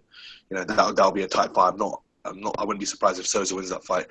Murray versus Dmitry Chudinov. Those people are saying that could be a good little dust up, but I don't think so. I think Martin Murray will probably win that fight, but he'll kind of labour towards the win. I think he'll just, kind of box and just get loads of punches off, but I don't think it'll be a necessarily great fight. I think it's an easy win for Martin Murray, but he'll come up short against the other top two middleweights again. And Luis Ortiz, that's an easy win for him against Malik Scott. I saw Malik Scott, I did talk about on my live stream. He looked pretty decent on the pads, but obviously, pads are different to the actual, sparring and, the actual fight itself. So I think Luis Ortiz within 6 or 7, that's pretty standard for him. He'll win by KO, that's a given. One, if anyone's looking for the betting odds, so if you're a hardcore gambler, that's value for money. Absolutely. I'm just trying to look up the odds actually as we're talking about it. Just bear with me for 1 second, and I'll. The odds for which fight? Well, we're talking Malik Scott versus Ortiz, but I guess in general, that's that bill this weekend. Let me just pull it up now. Stephen Smith's 11-10. I've got them here. So Jamie McDonald 1-12 on. Stephen Smith, best price you can get is 6-5, with Sosa being a 3-4 on favourite. Martin Murray at 4-7, and Luis Ortiz at 1-14. So, Tom, we'll come to you just 1 second. Yeah, based on what you were saying, mate, Martin Murray at 4-7. Is that an appetising bet? Yeah, I think that's good value, actually. I think loads of people are going to pick Dmitry Chudinov. Chudinov's, I don't think he's actually fought since the Chris Eubank Jr. beating, and that was quite a bad beating, to be honest. And he's not even that big for middleweight, let alone super middle. So I think he's going to be, really small for super middle. And I think Martin Murray will just impose his size and kind of just, he looks good against the sort of journeyman guys. This is a step up, but maybe if you go back, maybe the Kamitsky fight, I think it would probably be a bit easier than the Kamitsky fight. But value, that's a good shout. If anyone wants to lump a couple of quid on Murray, I'd advise them to do so. Absolutely. Tom, let's go over to you. Your take on the Monaco bill and potentially some of those odds as well, mate, if anything jumped out at you. Yeah, the Murray 4-7 is very bad value, I think. I think they're much of a muchness. I don't agree there with Jet at all. I think the best value bet on that card is Souza at 13-16. I think was the price I saw earlier today. Souza is going to beat Stephen Smith, I think, reasonably easily. Apart from that, what's to say about that card? They're all one-sided beatdowns, really, aren't they? So, hang on a sec. You see Ortiz beating Scott. You think Murray Chudinov's competitive. You think Sosa will beat Smith, and you think McDonald wins quite easily, right? Yeah, that's pretty much it. Yeah. Like I don't think Martin Murray's up to too much, and Chudinov is he got beaten by Chris Eubank Jr. But what do you think Chris Eubank Jr. would do to Martin Murray? He'd win every round. Yeah, So it's two similar level fighters. Which one is less shot than the other? It's just Martin Murray is probably the heavy favorite there purely because he's on it's the Eddie envelope factor. But I think that Stevens moving up in weight as well. Moving up. Was he not middleweight, didn't he? He did, but he did not go up and then fight at like light heavy or something crazy or. Previously, he had been, but for me, the guy is a bigger. He isn't a big middleweight. He looks small compared to Eubank, I thought. Yeah, but I think he's not a. Sometimes we say somebody is a big middleweight. It means that their frame is big for their. The structure of their frame is big. Like he's not tall and he's not like. That kind of athletic build as Chris Eubank Jr. He's more squat, but and it's not like Martin Murray has got a heavy punch. But so that's just that fight there is very hard to call. The reason why Murray, in my eyes, is favourite because he's the home fighter, and the money, it just makes sense money wise that he's the politics that he's going to win. But I don't think it's good value. It's not good enough value to make me put money on it. That type of way. If it's 4-7 or whether it's 3-7 or 5-7, those margins, you want to be looking for putting your money on bets where, there really is quite a lot wrong with the price. I think the Souza should be a much better. I think Souza will win that fight. Stephen Smith never gets any attention. He's got no attention for this. Is this a world title fight? It is, isn't it? It is. How little attention has there been? Like, he's not very nearly none. Smith. He doesn't help himself either, I don't think, sometimes with his interviews. Yeah, well, do all of the Smiths, I don't know, is he worse than the other Smiths? Yeah, I mean, Callum Smith's a more marketable fighter. He's a bigger puncher. Liam Smith is possibly a more stylistically entertaining fighter. Stephen Smith is in an unglamorous weight class. He's got very, very limited personality outside the ring. And he fights in a very ABC way for me. I just feel like he's not very... he's not someone who it would be easy to be a big fan of, let's put it that way. Yeah, I just think he's a European level, British/European level fighter. And I think Souza is something better than that. And I think Souza is fairly confident coming he's going to win that. I think, Souza to me is just as good as Pedraza, if not maybe better. The Axeman is a proper fighter. And while that was a draw, and that was a better than Pedraza. Oh my god! Yeah, well, we'll see, Jeff. But I genuinely, I think that Souza, while he definitely didn't deserve that draw, he was competitive. It was a competitive fight, He did deserve the draw, but he was landing on Walters, and absolutely Walters normally takes people right out of there. Walters is a killer. I mean, yeah. Walters is an animal, man. Especially at that weight, and I had it like a kind of a 9-3 fight, but I could see how a judge would give it 6-6 because I think it was the wrong decision, but there was definitely, he had volume, and he landed like 50% more shots, but they weren't the better shots. So, if he's able to live with Walters, he's going to make, to be honest with you, I just think he'll make shit of Stephen Smith. And I think the odds are I was looking at it, I think that's pretty good value. I don't think if Stephen Smith went in with the Axeman, he wouldn't last 6 rounds. He just wouldn't last 6 rounds. I've got a question for you, Irish Tom. All right. How does Pedraza, how do you put, if you have to put Souza in with Pedraza or Lomachenko, how would you put Thing? How would you rate that? We're talking about him. We're talking about him, Stephen Smith. I don't. I'm talking about Lomachenko Thing because you said. I think Lomachenko would probably beat him, but I think he's of a similar level, maybe slightly better than Pedraza. I think Pedraza's way better than him. Well, maybe he is. Look, maybe we'll be wrong, but who knows? I'll be honest. Pedraza, I think, is probably like the 3rd best super feather in division. I'll be honest. So Lomachenko, Walters, and then whoever you want, Francisco Vargas, you can have him there. You can have Corrales, who's a WBA super champion there. Uchiyama could be there for long reigning because he was reigning as champion for about 5 years, 6 years before he lost to Corrales. Lomachenko could be number 1 in division. I think Pedraza's probably number 2 or 3. I'd probably have Walters number 2 myself. From what I know of them, I don't know this division that well, to be honest with you. But I don't see Pedraza as being a mile above Souza, and I think Souza will bring such volume to this, and I think Stephen Smith doesn't fight intelligently.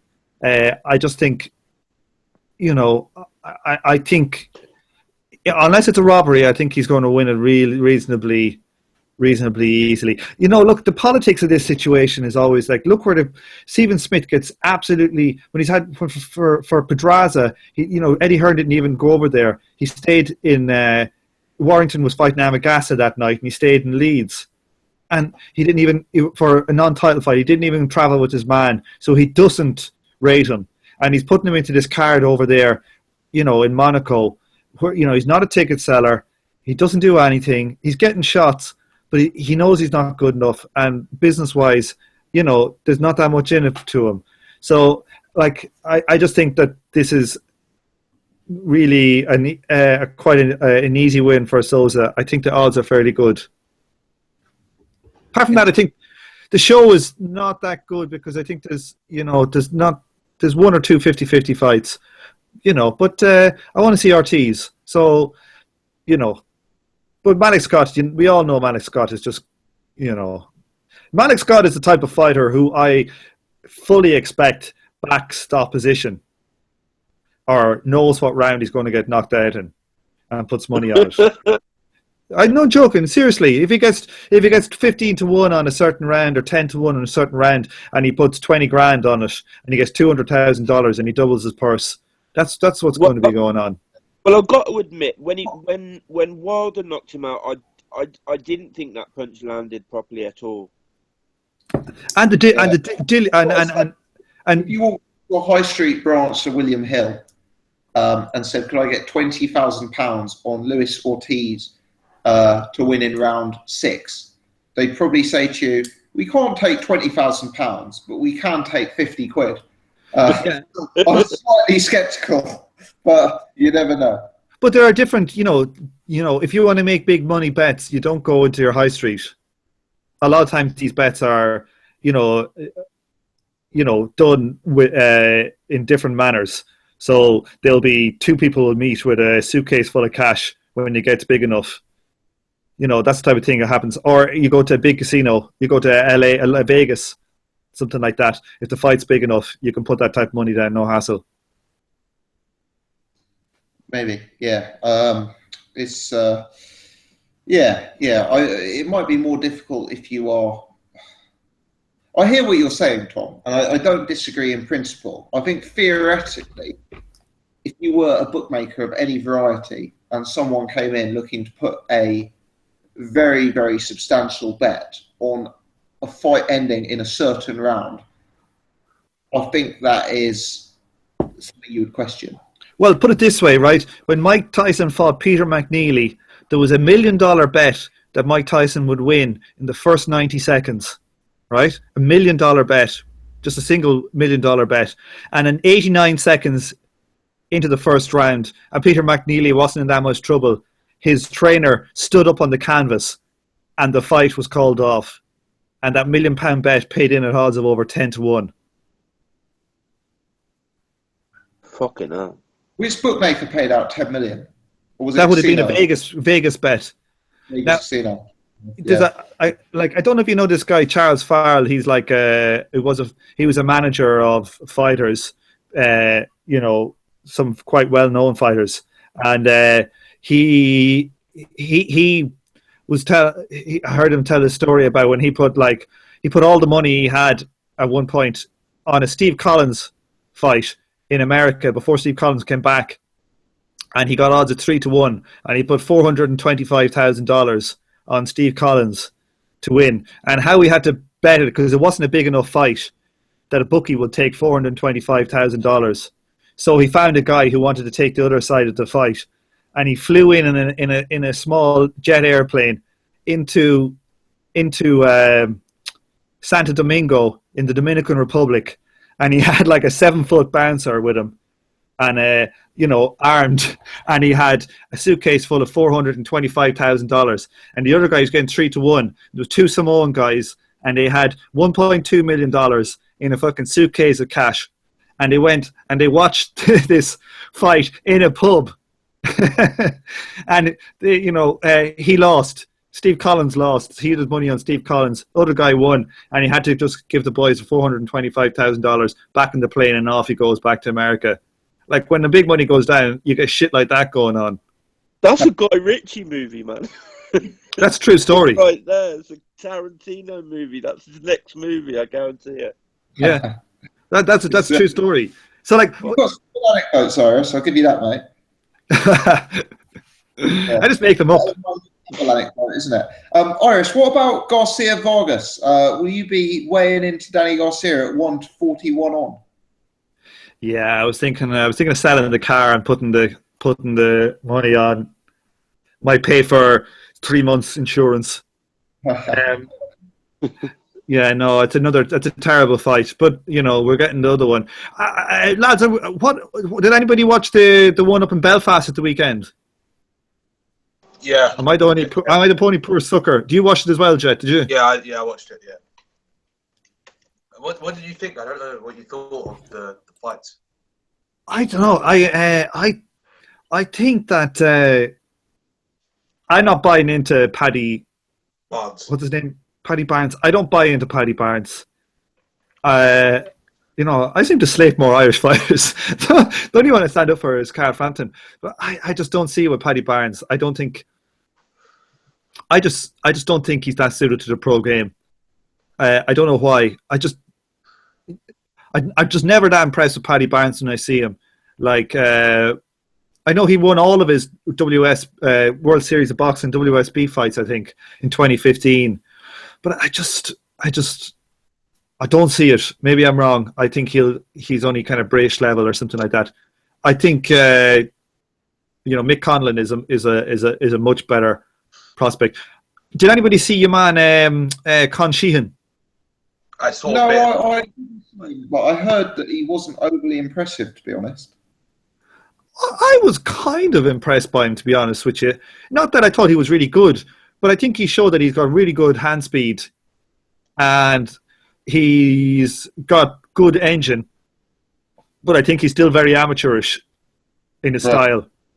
And he's showing, he's showing like throwing 8 punch combinations really fast, like uppercuts variety. But there's not that much on him, and he's not sitting down in his punches. So unless he gets some power, he's not as skilled a boxer as Huey is, for example. So. But I was kind of impressed with him. I could see him doing something if they managed to maneuver his style a bit. But he's definitely got physical attributes.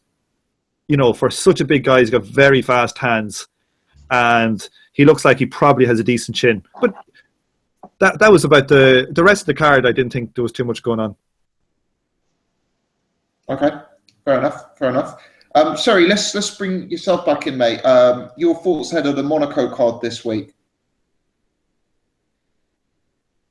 Yeah, I mean, obviously, look, it's an interesting card in terms of the fact that, Matchroom are branching out a little, and we've got Ortiz as well on the card, headlining against Malik Scott.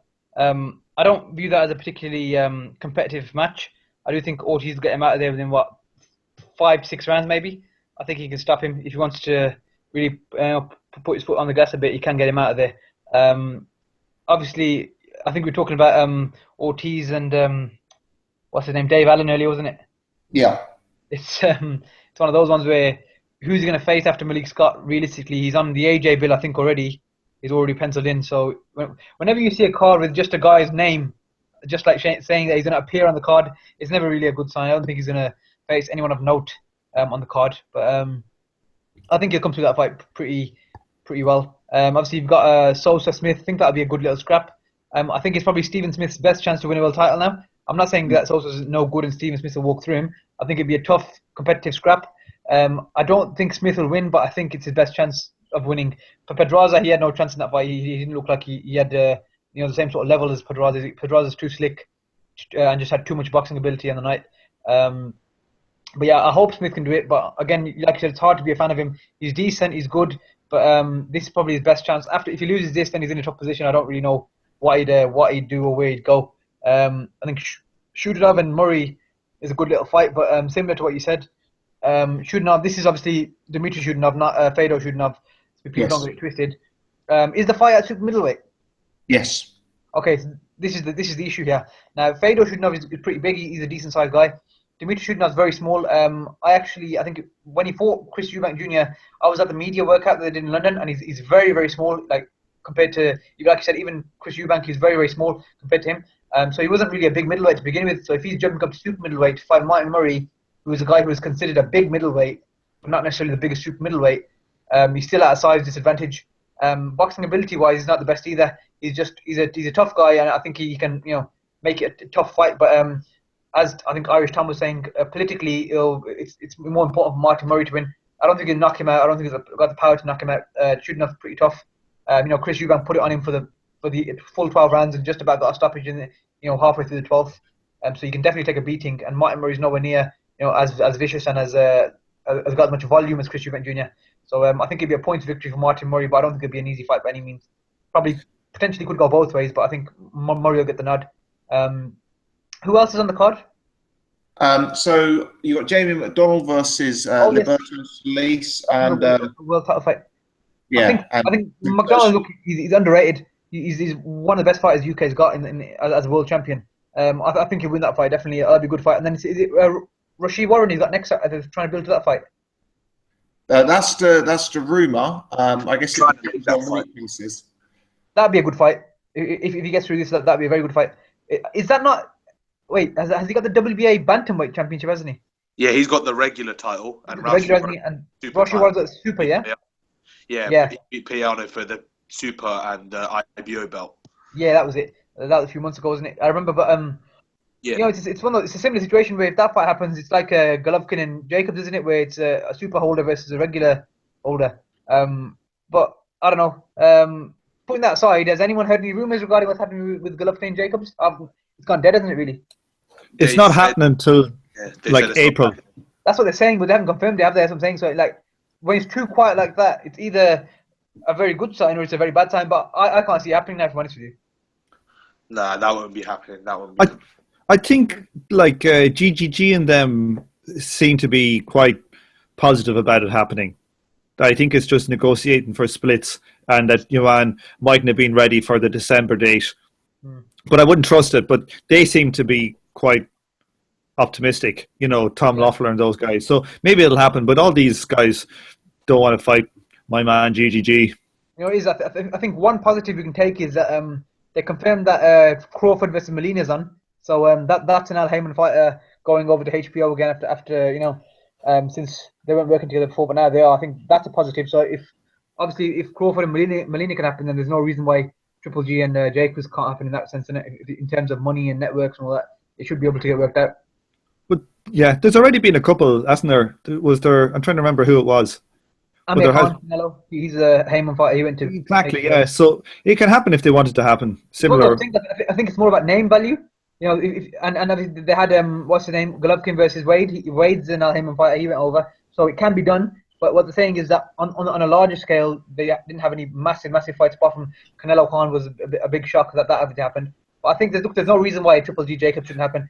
Jacobs is not signed to Showtime or any other network. You know, Triple G is kind of locked in his HBO contract. So if Jacobs' side win the purse bid, if it ever happens, then they kind of screwed. Triple G have to vacate the title because HBO will not allow him to go. It's the same way it was Adonis Stevenson and Kovalev's purse bid. Kovalev had to pull out the purse bid because he was tied into HBO contract. So sometimes the network contracts are kind of screwing fighters out of big fights. Sherry, I heard that there are rumours are for GGG against Glavaki. Oh shit, is it? Oh damn, he's not going to win that one. But then Manny Pacquiao was apparently he was going to be fighting Glavaki instead.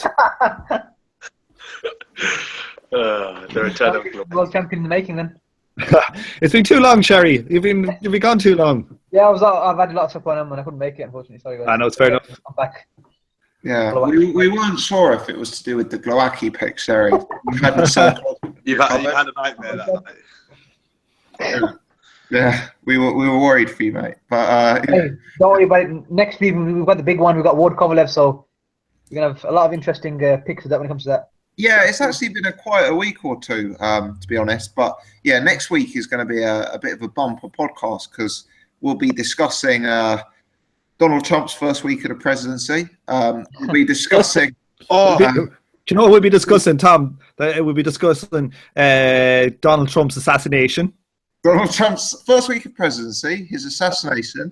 We'll be discussing Malik Scott knocking out Luis Ortiz. We'll be discussing Danny Garcia being upset at 140 on, and then we'll be looking ahead to Ward Kovalev. And you know, everyone wants to know who Sherry's picking so that they can bet on the other person. Oh my god, you lot are sad. Where, guys? I have to ask. Where Google update? A go-go update. Actually, yes, I do have a bit of a go-go update for you. So basically, I don't know if you guys saw this, but I actually read a report on Boxing Scene, and unfortunately, I didn't save it, so I can't quote it. But it was something to the effect of Eddie Hearn wanting the board to do an investigation as to whether he entered the ring with that eye injury. Now, if he did, that would have to go down as one of the stupidest moves in boxing history. I mean, don't get me wrong. If you've been waiting your whole life for a world title shot and one became available, I'd understand not pulling out and giving yourself a puncher's chance. But to avoid pulling out of a fight with Craig Cunningham, it would be very, very debatable. So I don't know. Did anyone on the panel see that story, or was it just me? No, I haven't seen it. That was just a dream, Tom. That was just a dream. That was just a dream, was it? Okay. Yeah. Here, lads. Has anybody watched the HBO things for the Ward Kovalev fight? Yeah, I saw it today. Oh, I'm getting awful. I'm getting pumped. I've been watching Ward against Froch and Kovalev against your man, the last guy. I've been getting pumped for it. I actually nearly went and switched my pick to Kovalev, and now I'm fully back in the Ward camp. No, I'm back in Kovalev at this point. I may change my mind, but I'm getting pumped for it as well. I was getting a bit emotional as well today watching them because, you know, like talking about Ward's dad dying and all of that, and it's like, oh no. I actually found myself getting a little bit, oh fucking hell. I started to actually like Andre Ward. Yeah. Yeah, he's sucking you in, Paul. He's sucking you in. Yeah. You're going to be paying for the pay-per-view soon. Pulling on the old heartstrings. That's it, mate. I'll be paying for it. Lads, did anybody put money down on that Pacquiao by winning on points that I was on about last week? No. God damn it, lads. That was free money. I spun my bet on Frankie Gavin, so I had no money. Frankie Gavin has been my only bad pick so far, apart from what would you call him? Crawler. I've had Crawler and Frankie. They're my only two bad picks so far. I won a few quid on Eggington that night as well. I'm sure you did, you bastard. Yeah. Stop rubbing it in, Paul. You guys remember when I picked Cleverly and he knocked out Bramer? Gossip, piss off. Yeah. Well, You Tom, won, that never happened. You know he didn't win fair and Can square. we mute gossip? Is that allowed? I don't know. If we could, I would. Wait, now let me check here. Let me check. There we go. I got him muted. Yeah. All hail the show now. Can you unmute yourself there, gossip? I don't think you can you? Hello. Ah, shite. He's been Yeah, you spying can. at himself. I have ultimate control. And as Irish Tom, unfortunately, you have been muted for the rest of the show. Ah, bollocks. I'm kidding. Guys, we've covered what we need to cover. Does anyone else have anything they would like to add about the Trump administration, about the Monaco bill, or about Manny Pacquiao's performance last week? Nah. Irish Tom, over to you. Yeah. Yeah, no, lads, I'm trumped out. All I will say that while it's been a dark day, but I must say his missus is the best looking missus that we've had in the White House in a long time. Probably bought Did anybody see the thing? Did anybody see Trump's acceptance speech? Yeah. And like his young lad was standing to his right. Yeah. He was like yawning and nearly falling over and like looking bored for about 15 minutes. It was hilarious. I was watching it and I was just watching him. Myself and my missus were rolling around laughing. It's laugh a minute in the Irish household. It is. It's the small pleasures, lads. It's the small pleasures. I have a question. I think it's a fair question, actually. After Pacquiao's win, obviously he's a world champion again. How do you rank the 4 welterweight champions right now? Who are they? 1 to 4. Pacquiao, Garcia, Thurman, and Brook. Oh, Thurman 1, Pacquiao 2, Brook 3. Oh, maybe Brook 2. I don't know. But Get out of here, Jack. Get out of here. Garcia 4. I totally disagree with that. I'd go Pacquiao 1. Oh, no. I would go Pacquiao 1. Brook 2. No. Thurman 3, Garcia 4. But I'd be almost consider going Garcia above Thurman, to be honest. No, Whoa. I'd go Pacquiao 1, Thurman 2, Brook 3. Yeah. I don't think there's a sensible argument not to have Pacquiao 1. Yeah, I agree with Paul exactly. I think it depends on what sort of list you're going for. Are you looking at list for accomplishments at welterweight? Then it's got to be Pacquiao, who's a 3-time welterweight champion, compared to the other guys, all 1-time welterweight champions. If you're looking at it that way, obviously he's got that 7-8 year advantage on him. So ultimately, it's about ability, isn't it? Really, ability. You got to say Pacquiao, Thurman, Brook, and Brook and Thurman is arguable. I And thought you Garcia meant 4. thing, but he just won the belt, so that's the only reason why I put him at 2. Otherwise, he would be at 1. I think if Pacquiao fought any of them today, he'd beat any of them. He's favoured against them all. Thurman, I think he'd get knocked out if Thurman caught him. Yeah, but he's fighting more I think responsible. Brook may beat him. I'll be honest. Brook's not going to be at 147 again, lads. If he comes to That's what I said. 147, I don't think Brook's going to be at 147. So Yeah, I don't think Brook beats him 147. if he was healthy at 147, I might pick Brook. Yeah. It depends. But yeah, that's an interesting one actually, Sherry. Yeah, it is. I'd have Paul's one. I'd have Pacquiao, Thurman, Brook and Garcia. Brook, Garcia. That's the way I put it. What it is, is if you look at not just like recent, but I mean, if you look at the actual fights, I mean, Garcia fought Manlaji, Guerrero, now he's fighting Vargas. If you look at Thurman, he's had Guerrero, then Collazo, then he fought Porter, so that's obviously a good run. Brook had Jojo Dan, Busy, Frankie Gavin, Jojo Dan, Busy is not really a good run at welterweight, and then Pacquiao, Vargas, Bradley, Mayweather, he's head and shoulders above, isn't he, really? Apart from Vargas. Yeah. So, just thought I'd Mikey has put in the chat, Sherry has Glowacki at number 1. I'm never going to leave that down, man. Fucking. Glowacki pound for pound number 1. Sherry, you're on such a good run. We're just going to have to, just rub it in. That's all it's about. Yeah, don't worry about it. I'll come back. I heard Tom's getting Usyk on the podcast next week for you. There we go. Who's getting booted off then if he comes on?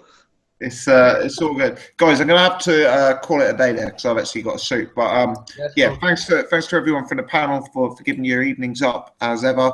And thanks to everyone who's watched the show live tonight and joined us in the chat, or just watched and not joined us in the chat. 52 people have clicked the like button. If you haven't, please take the time to do that. That would be fantastically appreciated. If you're new, do subscribe. Big up to everyone in the chat. Big up to you, Dean.